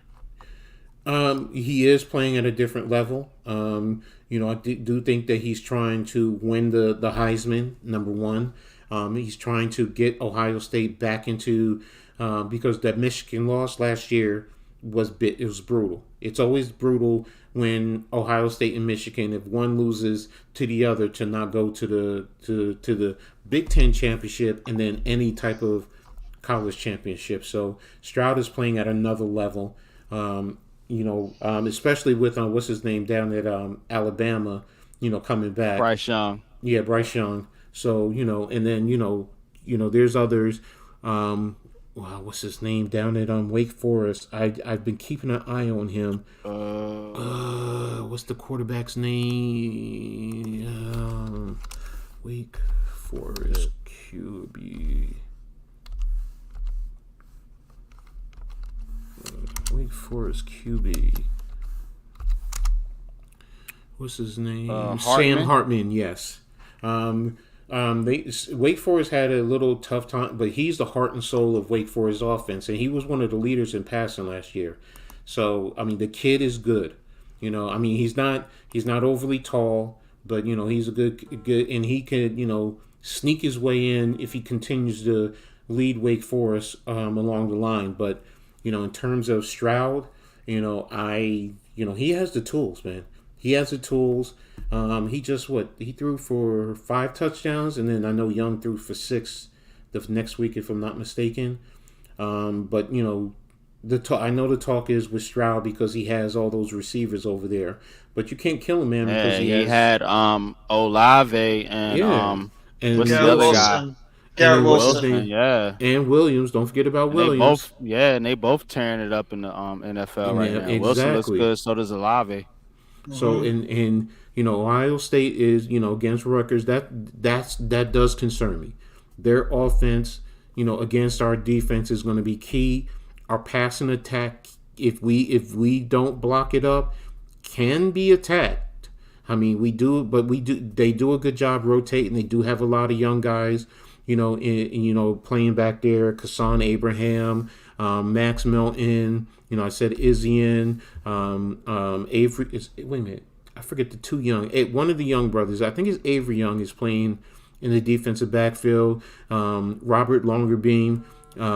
He dropped a potential pick six early in the game last week, and the week before he dropped two potential interceptions. One would have been a pick six against Temple, but the kid is fast. Linebackers, our two linebackers are doing well. And the defensive line, that's the bread and butter because they rotate. They have about 10. I think they go 10 or 11 deep. With their defensive line. So, and they do rotate. One of the kids, Keontae Hamilton, he plays the 1-0 tech. He actually came to Rutgers as an All-American wrestler, but he did get a football scholarship. And this year, he told the wrestling program he wanted to focus on football because he sees an opportunity for him to possibly get to the NFL. And the kid is phenomenal. He plays with good leverage, good technique. Especially as a interior defensive lineman. And then Mayan, what's Mayan? He came over from Minnesota. He's the other defensive tackle who does well. But again, you have Afedi who came over from Temple, big body kid. You have Rainey who switched over from offensive guard, another big body kid. They do well inside, and they do a good job of moving and getting after the ball carriers, which is why, they do well against the run. But Ohio State is another level, so this is going to tell us really how the running game is. But, this weekend. So if they can keep it, within the 40-50 range and they can score, 20 points, 21 points, then to me, it's a good win. If they can come out with a great upset, then I would be ecstatic. But, realistically, Ohio That's going to be tough. Yeah, no, I know that. But you still have to play the game, so. But, we don't want to see them lose by, 40? No, I don't want to see them lose. I don't want to see them lose 70-0. That's what I do not want to see. No. I remember those days. I remember Michigan running it up 78-0 on Rutgers. I do too. So and that's one of the reasons why I cannot stand Harbaugh. I don't want to say hate. I can't stand that man. You strongly dislike him. Yes. Yeah. So I mean, and I got family up in Michigan. Their family. My father loves Rutgers, but he's also a Michigan fan. So. And when I said it, I was like, I can't stand Harbaugh. And he said to me, he's like, yeah, I can't stand him either. I wish we never hired him. But, but again, in terms of Ohio State, if we can keep it, A lot of people wanted him on the Giants. Go figure. No. Yeah, they did. They did. No. They did. Am I lying? No, Yeah, you're right. You're right. You're telling the truth. I'm just like, no, let's put it like this. If he would have ended up on the Giants, I would have strongly considered going back to being a Steelers fan. That's how much I like this guy. Yeah, is that bad? Yeah, that bad. And the funny thing is, I loved him when he was at Stanford. But the reason why I don't like him because he came here because he used to have satellite camps in Jersey. And he would he literally tell kids, don't go to Rutgers. They suck. They will never amount to anything. So you don't do that. I understand where you just say, we give you a better opportunity to move on. I get all that. That's recruiting. But I've had coaches who said their kids came back and they told him that he told them, don't go to Rutgers. They suck. They will never amount to anything. And it was just like, really? It's, I don't like him and I don't like what's his name at Michigan State, because he claims that he's the one that originated the chop mantra when, Shiano says he got it from a specialist who came and did a talk. And yes, whatchamacallit was around. He heard the talk, but Shiano was the first one to use it. And he's always been using it for about 20 years. But what's his name didn't start using it. He wasn't using it at Colorado, but he's using it now the past couple of years at Rutgers. So Yeah, I don't like him either. I mean, I know it sounds petty, but you know what? Don't sit here and act like you know that's something that man has been using. That's what he's been using for years. Everyone knows Shiano was the one that's been using it. Don't come out acting like you're the one that's been, you know, the originator and have all rights or whatever. So, you know, but Facts. there's my little thing on college football. So, Good Nah, I stuff, love it, Coach. man. I Good love it, stuff. Coach, man. You know what I'm saying? And we're gonna do this every Tuesday, man. I'm gonna give you the floor so you could just talk about college football, you know, and I'll ask questions because mm-hmm, I don't know a whole lot about college football. I mean, I watch it when I mm-hmm, can, but usually Saturdays, I'm gonna be honest with you, that's usually the family day that time. I spend with my family. Yeah. You know what I'm saying? So I don't really get to catch a lot of the games, but you know, I follow it on Twitter. I'm subscribed to I follow Rutgers football now. I mean, you kind of got Mm-hmm. me into it, you know, more Mm-hmm. more from a fan perspective, man, because I you know, it's the reason why I like the Giants, man. I just love those underdog teams, those gritty, hard nosed teams. I did not like Mm-hmm. Shiano as an The NFL birth of coach, but college football is Rutgers too. Exactly. yeah, The birth of college football. he's a good college College coach. No, football he is. coach. It's like Saban when he was at Miami. No, coaching kids and coaching grown men are really different. Two different things. Yes, Yeah. absolutely. And I learned that coaching minor league semi pro football. You know, it's Nick grown men. Saban, he didn't do well. Yeah. No, he did not do well. You can coach it. You Chip could have been a Kelly. position coach. Yeah. Chip Kelly. You know, all these guys can have been position coaches is one thing, but to be the head coach is totally different. Remember And you Bobby also have to. Petrino too? Yes, Bobby Petrino, exactly. yeah. I mean, and the thing about it is in college coaching, the head coach is actually the program. In the NFL, it's the owner, it's the general manager, then it's hmm the quarterback before it's the head Quarterback. coach. Yep. But in Yes. college, the head coach is everything. He's the CEO of the whole thing. So, and I get it, and I understand. You know, that's some people can't handle it. So, I I want to forgot ask to you look at. about one player, coach, before we wrap it up. I forgot to look at Talk to me a little bit about Todd Bowles Jr. because that is Todd Bowles' son, Mm-hmm. the coach for the Tampa Bay Ray But yeah. Bucks, right? So, Mm-hmm. talk to me a little bit about Todd Bowles Jr. and what you've seen out of him so far this Well, season. he hasn't really played much. Let me just hmm double check how much he has He's a played. freshman. No, wait a minute. Todd Bowles, Junior is a junior. Junior is he? I thought he was a sophomore. Yeah, he's a sophomore. He plays Okay. defensive back. Um, he played against Wagner, but he didn't play last week. Yeah, he made his collegiate debut against Wagner. Which I understood. But last week I don't think he played. Was he red shirted? Freshman, he did not see any action. No, he hasn't been redshirted as of yet. So Okay. he still has his redshirt year. He still has it. Okay. Right. Many people mix that up or thinks that because most people say redshirt freshman, they think it's used on your freshman year.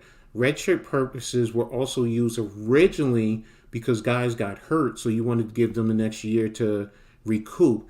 If you felt a college kid was a freshman and he just needed the year to get acclimated, that's a different thing. But sometimes it's what if you didn't burn it, keep it and you can use it later. If you get hurt and hmm it's there. But if you graduate in 4 years and you played 4 years, then there you go. But if you didn't play 1 year at all, so wait a minute, he didn't see any action. So you might classify last year as red shirt. They normally put down red shirt, but and I'm looking on the Rutgers website, but no, it doesn't have anything. So wait a minute, he played at Ridge. I knew he was from. I knew he played at Jesuit in Florida, in Tampa, Florida.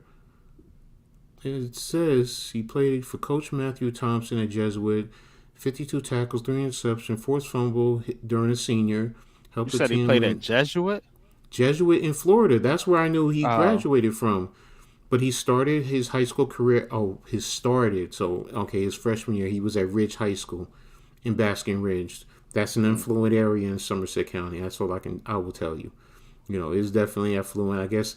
Oh, Todd Bowles was probably living up there because of when he was with the Jets. So maybe before he Yeah. went down to Tampa. So and by the way, Todd Bowles Senior is a graduate of Elizabeth High School.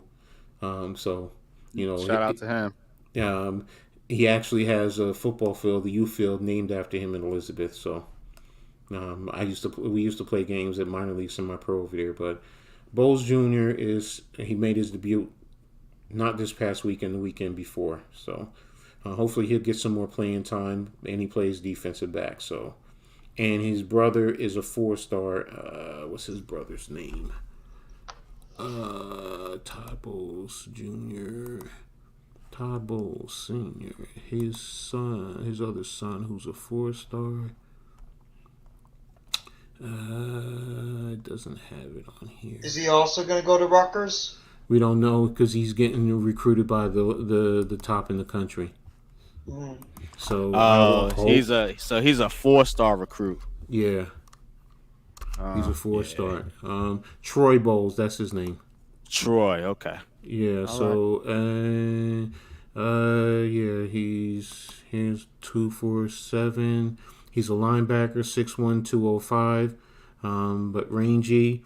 Right now they're saying, it's 100%. Oh, he committed to Georgia. Oh. He committed on June the 10th, or his visit was June the 10th. So, okay. Georgia and Alabama, man, they get all the Clemson. Oklahoma, Ohio man, State, right. USC, God UCLA, damn, man. Okay. Florida Well, State, Florida, all those here's his schools. list. This is how you know he's a 5-star. Here's his list: Georgia, Ohio State, Oklahoma, Alabama, Arizona State, Arkansas, Auburn, Boston College, Cincinnati, Clemson, Florida, Oh Florida my State, God. Georgia Tech, Indiana, Kentucky, LSU, Maryland, Miami, Michigan, Michigan State, Minnesota State, North Carolina, Notre Dame, Ole Miss, Oregon, Penn State, Pittsburgh, Rutgers, South Carolina, Syracuse, Tennessee, Texas A&M, Vanderbilt, Virginia Tech, West Virginia. And I did not include those in the group of 5 schools because there are quite a few there too. So this is considered a 5-star talent. So now it doesn't mean he committed. It does not mean he signed. That's where it comes into play. So I mean, I guess you want to be different. I guess you don't want to play with your brother. You probably want to carve your own path out. Georgia defense, but it would be pretty cool if he came to Rutgers. But but Georgia defense. Let's be real. They're gonna send you to the NFL pretty much. You have a ticket to the NFL, so I get it. I get it. But that's who he is. And Todd has one more son. Tyson. Man, he was getting it in, wasn't he? He has 3 sons. Tyson. Oh man, bro. Yes, Tyson. Yeah, Tyson is his name. So, but I don't see anything on him. So he must be young. He must be in youth football. Mm-hmm. So, but Jeff, what you got to say about Rutgers or anything? Well, the one thing I just make this brief, and I echo what you said earlier. I'm sick and tired of Rutgers going against these higher teams, these high-seeded teams. Top 25 teams are getting blown out all the time. If Rutgers wants to be a respected school that's starting to make progress out there, that could be a team that are going to recruit some of these younger players to want to go over there and play at Rutgers. They got to be competitive against these top-level schools and not get consistently blown out, because I'm sick of getting blown out to Ohio State or Michigan or Penn State or Michigan State. You have to go out there and you have to play a competitive brand of football. And if you go out there and lose by like 10, 7, 10, maybe even 14, it's a closer game, but the better team eventually pulls it out. That's at least going to start getting you some more respectability around the country for a college like Rutgers. And it's going to have some of those young recruits that might be in the New York, New Jersey area that might be thinking about going to like a Florida State, Texas, Oklahoma, Ohio State, Penn State, all those other schools. They might start second guessing, like, you know what? This Rutgers school has got something. They're on the come up. Maybe I might decide to change my mind. I might go over here and stay around my home, be near my family, and go take my chances over here with Rutgers. And I like what Coach Shiano is bringing to the table, because I think Shiano is a great coach. I think he's a Mm-hmm. fantastic college coach, Mm-hmm. and the guy knows how Mm-hmm. to recruit. So I think a lot of it's going to have to do with how Rutgers is going to be able to perform against these top level colleges. They have to not get blown out by Ohio State and these other top 25 schools. And if they can do that and they can play competitive, not necessarily, we'd all love them to win. I'm not saying they're going to do it, but if they can play competitive and lose by like a touchdown or two, or like 10 Mm-hmm. points, that's going to be a really, really positive sign for this school going on as an outlook going forward. So that's exactly what I want. Just play competitive against Ohio State and don't let them run up and down the field like they have Mm-hmm. done previously. Exactly. And the one school that they do compete well against, though, has been Michigan. Um, Yes, you're right.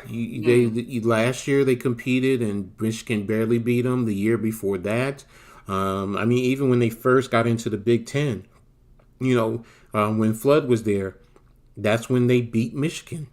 Mm-hmm. So they can do it. They know it. Michigan knows it too. But yeah, Michigan does get a lot of the 5 stars, and that's where the recruiting comes into play. Rutgers gets they get 3 stars, maybe a 4 star here and there, but it's primarily 3 stars, maybe a 2 star, and coaches them up, builds them up, gets guys. That's the other thing. If you're getting guys into the NFL, because there are a lot of nights, there are quite a few nights in the NFL. You That's know, true. I mean, And you got Tom Coughlin was big about yes, And Belichick, uh too. and Belichick. right about signing local area talent, man. Mm-hmm. Because I don't know how many times they will bring in cats from Rutgers, from Mm-hmm. Syracuse, you know what I'm Exactly. saying?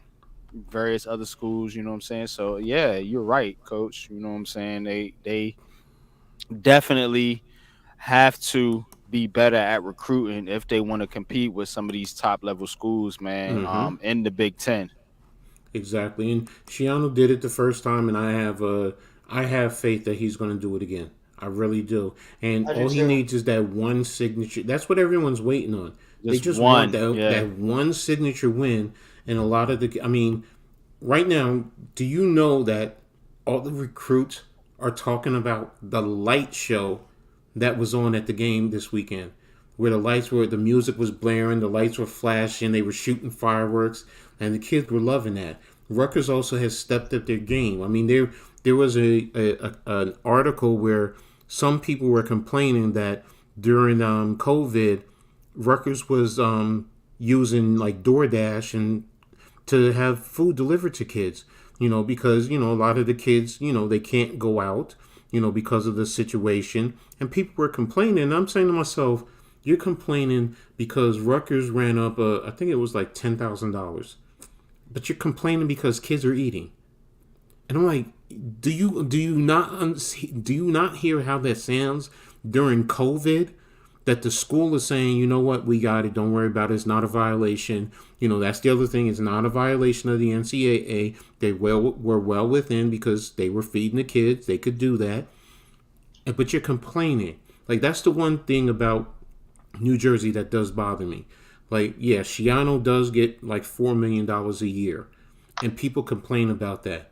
But first of all, that's the price of doing business. Second of all, when you got Harbaugh making damn near what $8 million, $9 million, all the other Mm-hmm. top coaches making that kind of money, Shiano is coming to you dirt cheap. I mean, look at Saban. Saban, is getting what 11, $12 million a year to be a top level football program. You got to pay your coaches. They complain because Gleason was the first assistant coach to make $1 million. And I'm saying to myself, listen to that. But every other program, you having a coordinator who's making over $1.5 million, $2 million. What does the school bring to the area in terms of economics? I mean, I've lived in that area. I know what it does. It just in New Brunswick and Somerset alone and Piscataway, the amount of places, businesses that are coming in there, the apartments that they're building or Oh, yeah. redoing. You know, Absolutely. it's like, do you not Facts. realize that is bringing in money to the state? Mm-hmm. And, and then Rutgers is eventually going to get whatever it is, 80, 90, $100 million. And if you can get, the rest of the Pac 12 or whatever it is, you can probably go over $100 million. And you're complaining because a coach is making $4 million a year. And you complain about, student fees going to subsidize the football program. Legitimate. You don't want to take away from the other students. But now, if the athletic program can pay for itself, what are you bitching and complaining about? I don't understand that. But then again, it's this region because people just love to bitch and complain. That is the damn truth. It's the tri-state area, Jersey, New York, the entire area. Philadelphia, love to whine and bitch and complain. Yep. And I just say, I'm like, yo, I get where you were complaining about the student fees. That's fair. And, taking loans out from the university. But now if the athletic program brings in $100 million, shut your damn mouth. You should be saying, yeah, go ahead and do it. Let's expand the stadium and get the people in the stadium. Because, it was the fourth highest selling game this weekend. So if you're getting a consistent 52 to 53,000 people into the stands, that's more money that's coming into your program. So it's like, I get this is a sports area. I get it. People don't get that part, but it's still sports. I mean, a pro area, but it's still sports. Support your university. Look, I still root for the school I played for. We're not good. But I'll pop on. I'll talk to the head coach. I tweet him. We talk back and forth. It's like, yo, support because that also goes into keeping the kids home. Because if they don't see the support coming from the state, but you go to Penn State, which is right up the street, or you go down 2.5 hours to Maryland, and they're getting support. You're not that far from home, or you know what? You can go up to Syracuse now. You're still getting the support. But right here in New Jersey, we should be locking it down between Eastern PA, New York City, Southern New York, and all of New Jersey. That should be locked. And then, the extensions that Shiano... And that's not a big area. You know what I'm saying? No. I mean, Shiano... Compared to where Alabama, they got pretty much the whole South on lock. Exactly. And that's just and you think about Texas. Texas, the universities, they have money coming out there wazoo. And that's why, with the NIL, that's why Shiano says that, look, we need people to support. We're in the best market in terms of finances, in terms of economics, that these kids should be getting that type of support. But he also understands you got to win. So he's taking his responsibility, but we need people in this area to step up. Look, these kids are going to sign with you. Look, some kid, you sign them for $10,000 for the year. That's more money than they probably ever seen their whole life. Think about it. And then it grows your business. And next thing you know, as the region grows and people support, it brings in more money across the spectrum. And like, Jeff and I were just talking about, just in housing alone, in that area alone, it's picking up. It's not that far from my neck of the woods too, and I've been around that area multiple times. It is a lot more active than it has been in recent years. Exactly. So it's like, I know what they're doing. I know how they're, pushing out a certain element that's there, and that's fine because they want the business. And if you ever been to downtown Brunswick, it's a little city, but they have great food, great entertainments. There were times that, they will shut down the main strip that's there. It's right around by the train station. But they will shut down George Street and the businesses will open up to watch a Rutgers football game, and they'll put out big screen TVs because they know if you do that, especially with visiting teams coming out, and they see that, you'll get people coming in and that will benefit their business. And Absolutely. They also have an area that, performing arts. Like they have like three performing arts all in one location. And they have a comedy club. What's his name? Who was just on the Giants game? He's performed there before. Tracy Morgan? Yes. There have been a lot of top. Sinbad has been there. You name it. What's his name years ago? What's his name? He had his Jerry Seinfeld. He's performed there way Okay. back in the late '80s. Like I'm saying, New Brunswick can have It's it beautiful there. exactly, and it's like if you build it and do it the right way, and it's right there by the university. I'm telling you, you can make it a beautiful college town. And it's rabid for basketball, so that's one thing I know. So you can get it for football, Facts. That's the but damn And we're gonna truth, get into folks. the and we're gonna get into the basketball soon. hmm Um definitely will. Definitely gonna get into the basketball soon because I'm not gonna front. I'm a UNC fan, Yeah, but that's fine. I do follow Syracuse and also St. John's from the Mm-hmm. basketball standpoint. Because we keeping it NYC, baby. Mm-hmm. NYC, New York City area sports, Mm-hmm. New Jersey area sports, and vice versa. But Mm-hmm. I'm not gonna lie to you guys. I'm tired. I've been working my ass off, not only on YouTube but also in the real world. So um, I'm gonna wrap this thing up, No man. problem, bro. I just Got you. I just want to give a couple shout outs. Of course, always shout out to my wife, Nisi. She's always gonna support me. That's what we do. Wells, big shout out to Wells. Big shout out to Deception. Mm-hmm. Um, of course, my homie, big fan Breezy with the Brooklyn Nets vlog. He'll be on the show very soon, going in depth with the NBA. Um, Levance, always a big supporter of the show. I appreciate you, Mm-hmm. bro, man, for real, holding us down, man, in the chat. I know there's other streams going on, but for you to want to rock with us, man, that means a lot to me, man, for real. Thank you, Um, Vince. Mm-hmm. Thank you. of course, my man Wells, he's always in the chat as well. Another loyal supporter Please, Packers, of take him. Take him, Packers. Take him, of for the God's stream. sakes. Call us up and take him. Take him. Take him. We will give him to you for a hot dog and a medium Pepsi. Take him, Yeah, please. there you go. God's sakes.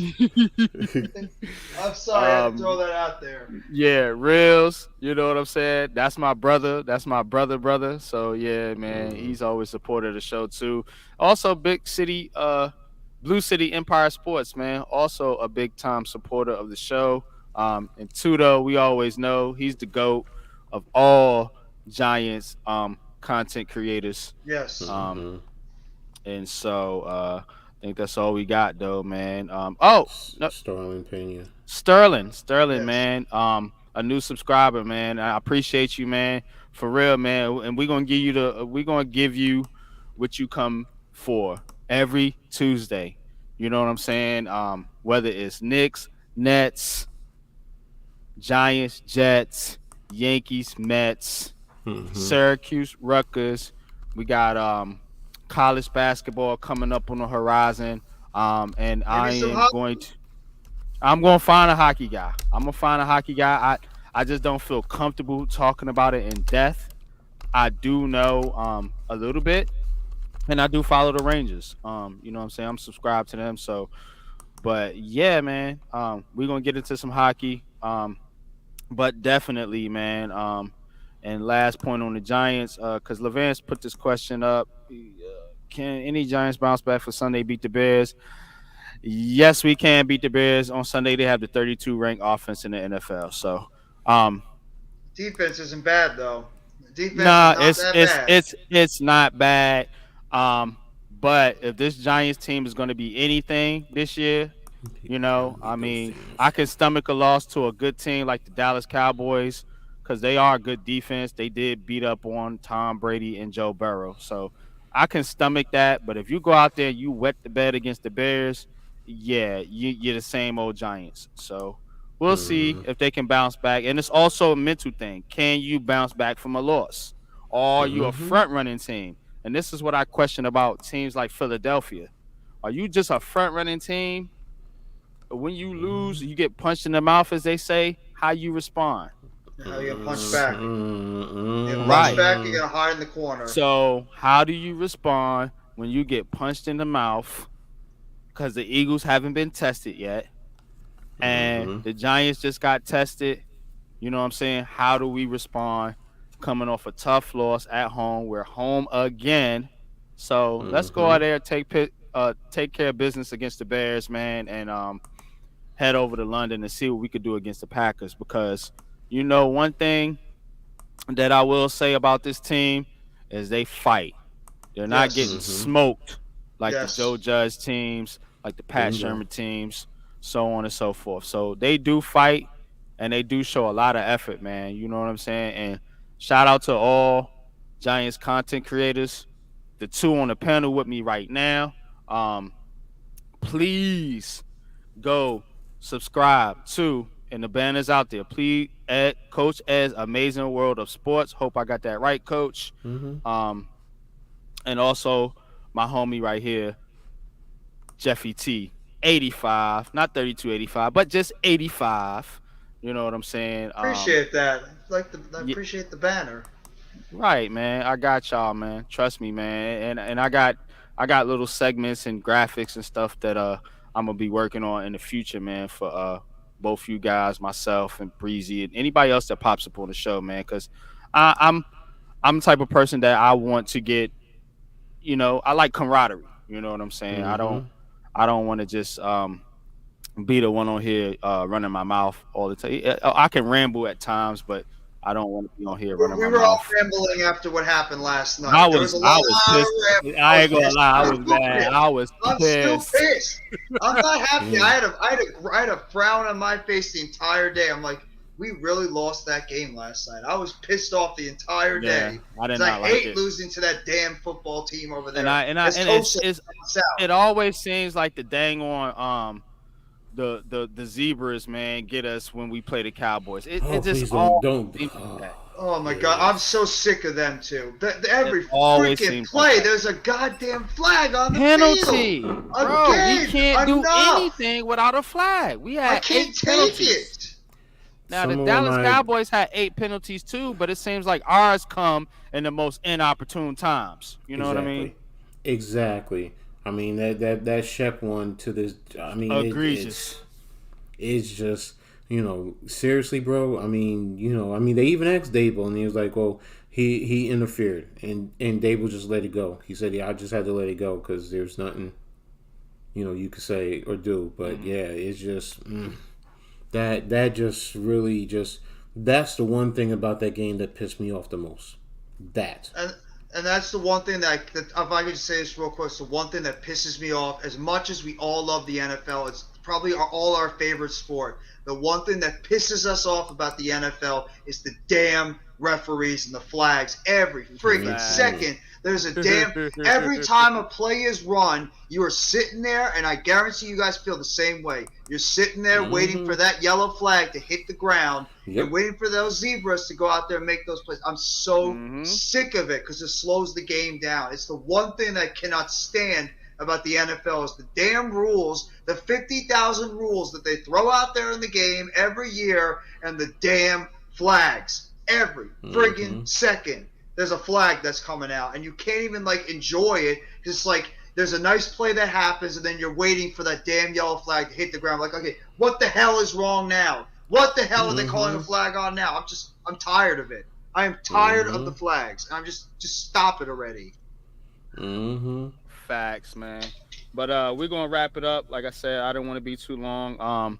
We over 3 hours right now. But please, like I said, go subscribe to Jeffy T 85.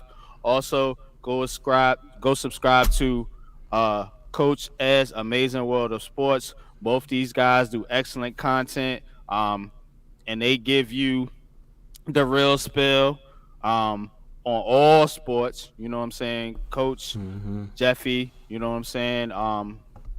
And sub to my channel too if you don't mind. Mm-hmm. While you Definitely. here and while you at it, you know what I'm saying? But we're gonna wrap it up, man. I appreciate everybody for tuning out, man. Tough loss for the Giants, man. Uh, But we're gonna bounce back stronger than ever. The Jets, they got to get their act together. But Zach Wilson is on the mend. Um, as far as the Yankees and Mets, they're both in the playoffs. Got to be happy about that. You know what I'm saying? And the Knicks and Nets are getting their season started. I have optimism about both teams. You know, some are pessimistic on the Knicks, but definitely the Nets are should be a good team, and we should expect big things. So New York City sports is coming back, y'all, and Yep. tune into this channel because we're going to be covering all of it right here.